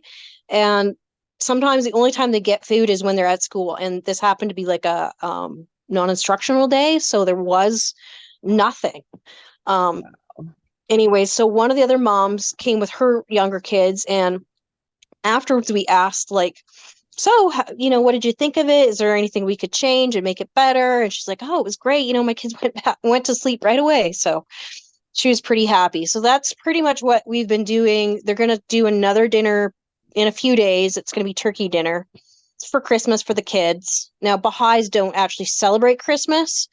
They do acknowledge Christ, but they don't see him as a savior of the world, which is, the whole reason why we celebrate Christmas is to remember his birth. Yeah. So one of the questions that we're asking everybody today is what change do you hope to see within the PBCC through all these podcasts and these movements that we've all gotten ourselves into? Well, one, I hope that it sheds light, like the truth is out there now. It can't be hidden anymore. Mm-hmm. We have a space to speak our mind, to speak what's in our hearts, what our experiences have been. It can't be denied. And I hope that change is what happens. I mean, really I'd love it to just implode, but yeah, exactly. I don't want to ask too much, but anything's possible. You have to hope and dream for the big. So yeah, exactly. And do you have any messages for any insiders in there, or just to the PBCC in general? Well, yeah, like there are people out there who are willing to help you. There's resources out there that will help you wherever you need. You don't need to worry about having a flat tire. There's BCAA you can call, and they'll come and tow your vehicle. There's, food bank if you are lacking in food. There's so many resources out there. And not only just resources, there's lots of us ex-brethren who are here to help. Yeah. In a hot second, right? So yeah. And that really has been alone. Yeah, that's been the consensus today with everybody, is that there's thousands of us out here that are willing to help. Yeah. Yeah. Exactly. Yeah. And I know that it's a daunting thing. Like I remember the day lately, what I've been thinking about is the day that I left and how much it felt like leaving prison in a way. And I actually put myself in a bubble, I guess, in order to protect myself, because I had no goals. I didn't know where I was going in life. I didn't even know what my next step was going to be. I didn't know what I was going to encounter or how I was going to manage life in general. And it just seemed so overwhelming. And I wasn't in a good situation. I wish I could reconnect with the person where I was staying, but I haven't been able to locate him. But I was able to find my grandfather and build a relationship with him, and then through that find my way in life. Mm-hmm. Mm-hmm. So yeah, I know some have had, probably better plans than I did. Plans in general. I thought I had a plan, but and it wasn't the worst case scenario. Like, honestly, looking back, a lot of bad things could have happened to me. I feel pretty blessed. I had angels, I feel like the taxi driver was an angel in a way. And Ray, the guy that I was living with for a short period of time, didn't mistreat me. I don't, without getting into too much detail, but it felt like he was a little pushy. But on the, he was a great guy. He didn't mistreat me at all, which, when you're leaving the brethren and you really don't know who you're dealing with, it's quite daunting. Yeah, because it's a foreign world, right? And you don't know what to expect. Yeah, I agree. Yeah. I agree. And I mean, like there's no time is the right time, right? It's just, you've got to be able to just make that step and just know that you're going to be provided for, right? That even though it's scary, that when you reach out and ask for help, it's going to be there. It will be there. Yeah, for sure. Yeah, absolutely. Yeah, for sure. Yeah. Awesome. And just know that you will find the strength and the tenacity to make that move when, like for me, it was I had no plans on leaving. It was like literally a spare of the moment decision. I'd gone to prayer meeting. Something happened after prayer meeting, and then we all went to bed, and my brother had been staying up drinking, and it was just like, I'm out of here. Mm-hmm. But then I'm like, I don't know where I'm going. I cannot ask my mother or my brother for my father's or my grandfather's information, because we all know they're not going to give it to us. Yeah. Yeah. And I knew if I went out the back door or the main door that we used, my brother would stop me. And so I jumped out my bedroom window. Wow. So, I mean, because I just wasn't about to be stopped in any way. And then he did come and, find me the next day. I left a note on my bed for my mom. And I don't even remember what information I even put in there, but obviously something that he could find me, because he was, the next day he's at Ray's house, and I said to Ray, don't open the door, don't answer, it's my brother, and I'm not going. But he did anyways, and I just flat out said to my brother, I'm not coming with you, so you can just leave. And then I remember the day that my grandfather came to pick me up, and we went out somewhere. We got onto the main drag, and the next thing I know is Dave and Yvonne Borum are in their big 15-passenger van, and my mother's behind them. And I felt, I understand why some feel like they've been stalked and harassed. Yeah. It happened to me too. And they used to have PVs with me, and I just, as I said in my podcast, I just told them where to go. This takes the determination, right? You have to have the determination to just want your own freedom and your own life. Yeah. Yeah. And it's worth it. Yeah, it really is, isn't it? Having the choices. I mean, it's overwhelming to begin with, but I would never give it up now. Would never go back to not being able to think for myself or to question, because I am an analytical person. I question everything. So, this is one of the main reasons why I'm not in the Brethren, because I just don't fit into their peg hole, if you will. Like, yeah. So, thank you so much. I appreciate you taking the time out of your day to give us an update. And sounds good. You have a great Christmas. Everybody else's too. Yes, it is. You too. Merry Christmas, everybody, and to everybody who just left. I hope it's the best first Christmas ever. Yes. Thanks so much, Julie. Thank you. And our next guest is Alona. Hello, Alona. Welcome. Hi. How are you? I'm good. That's good. Do you have plans for the holiday season? We do. We're actually going to hopefully go to a church service with friends on Christmas Eve, I think, for the first time in a couple of years. And then I think we're going to have supper with them. And then Christmas Day is our day for our family, because it's also Jerry's birthday. So we have Christmas Day is our day to have all the kids. So hopefully we get all our kids and everybody we want in That's our house for a big meal on Christmas Day night. Perfect. That's awesome. So one of the biggest questions that we're asking everybody in today's podcast is, what changes do you hope to see the PBCC make?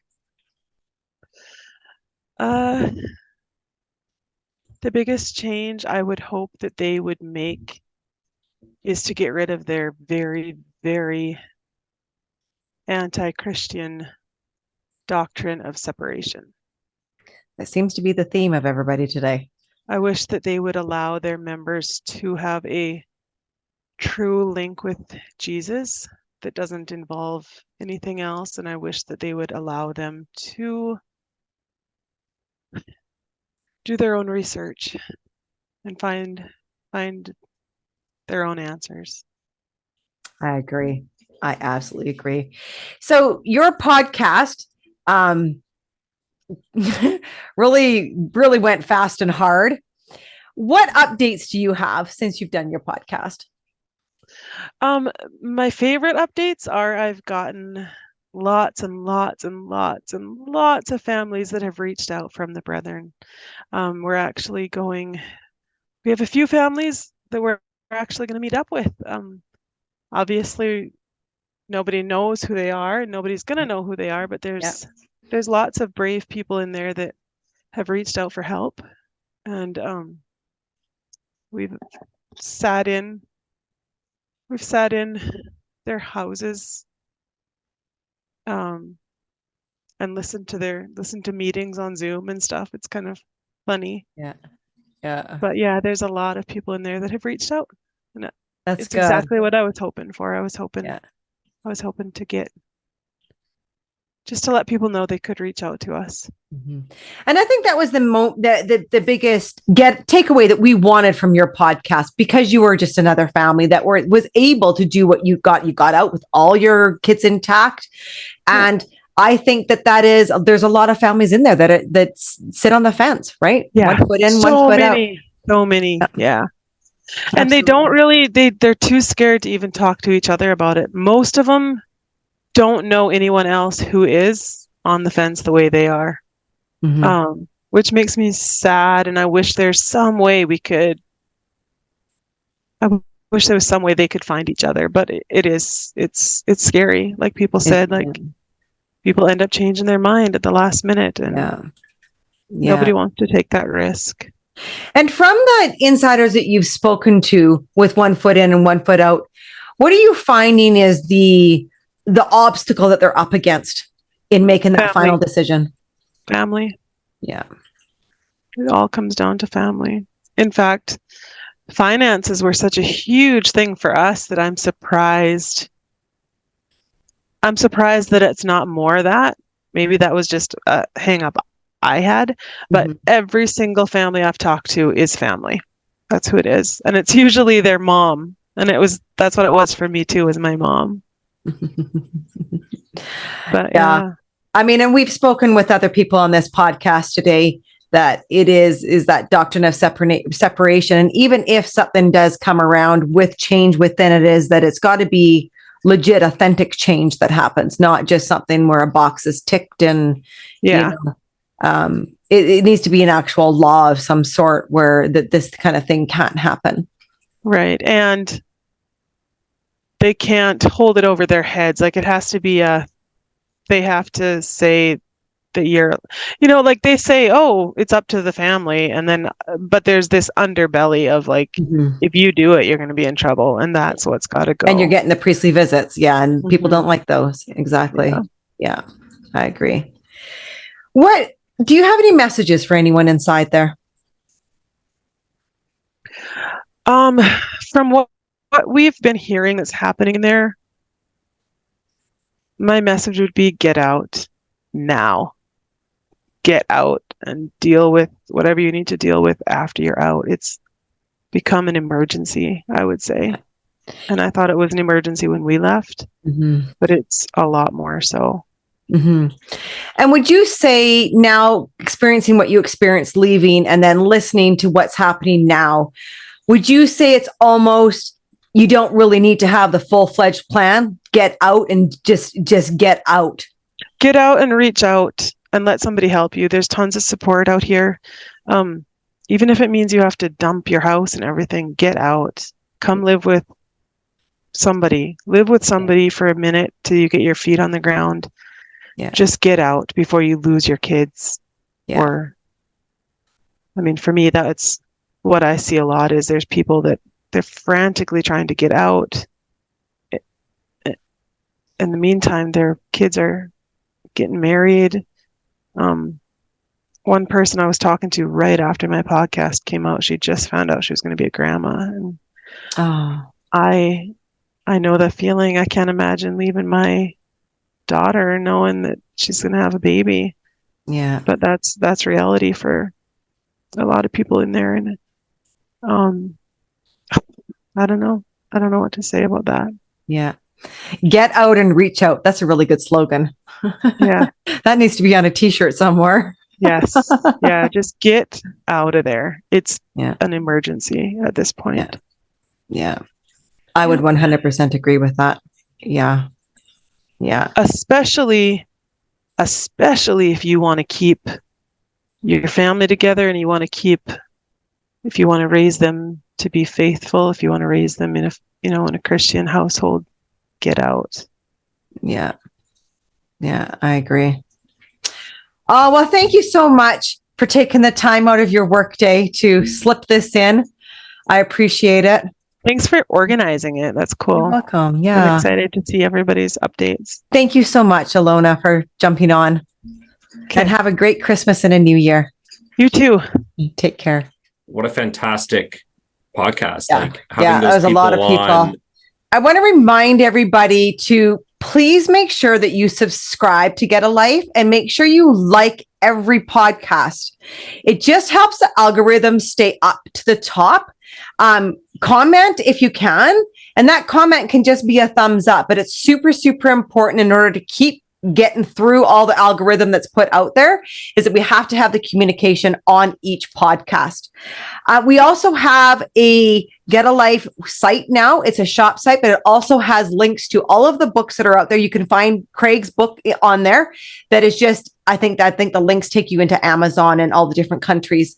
And there's also a place to donate on there. All proceeds, there's not much profit that comes off of there. Any profit that we do make will go to the Leavers fund that we have set up. And yeah, thank you so much, Craig, for staying on and joining us. We lost Ben halfway through. He had to go to work.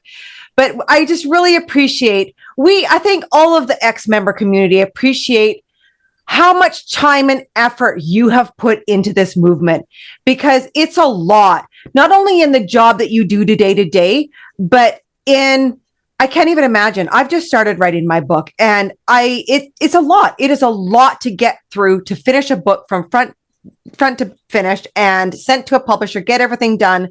So, and just all of the publicity that's come out of it. I think that this has been a huge, huge boulder that rolled off of the mountain towards the PBCC when your book came out. So if you have not read Excommunicated yet, please get it. Reach out to Craig if you're needing to have one. Go to our site. It will have one. All links that you need will be below this podcast. And yeah, we just wish everyone a very, very happy 2024. We have new things happening with Get a Life. So please stay tuned with that. And yeah, we're just excited. We're excited with everything that's happening for the next year. Anything you guys want to add? Just have a Merry Christmas. And honestly, if you're in there and you're thinking about it, don't wait till 2025. Make 2024 your year. Get the hell out of the PBCC before it explodes. Okay, get off the X, as they'd say in the military, because there's incoming fire. Yeah, have an amazing year. Happy New Year. Merry Christmas. To those people on the inside, all those that we have heard from and continue to hear from, thank you so much. We couldn't do this without you. And for anyone who's thinking about reaching out, always more than happy to hear from you. And I think people often want to make sure when they talk to me that what they say isn't going to end up in the paper. Instead, I would say that the thing that really marks all of us as journalists and podcast hosts isn't what we're saying publicly, it's all the things we're told that we're not repeating. Because what we're saying to you publicly is just a fraction of what we're hearing.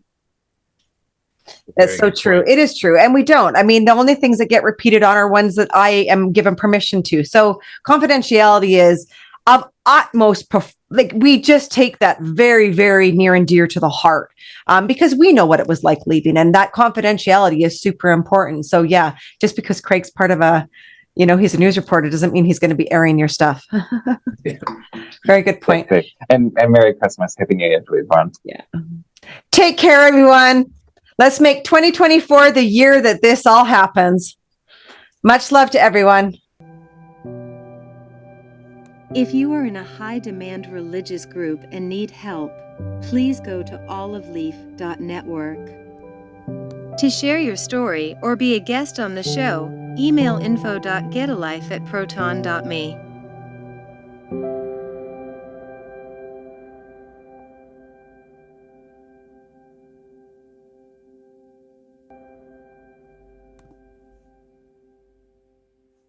Please remember to like this video, subscribe to Get a Life, and comment.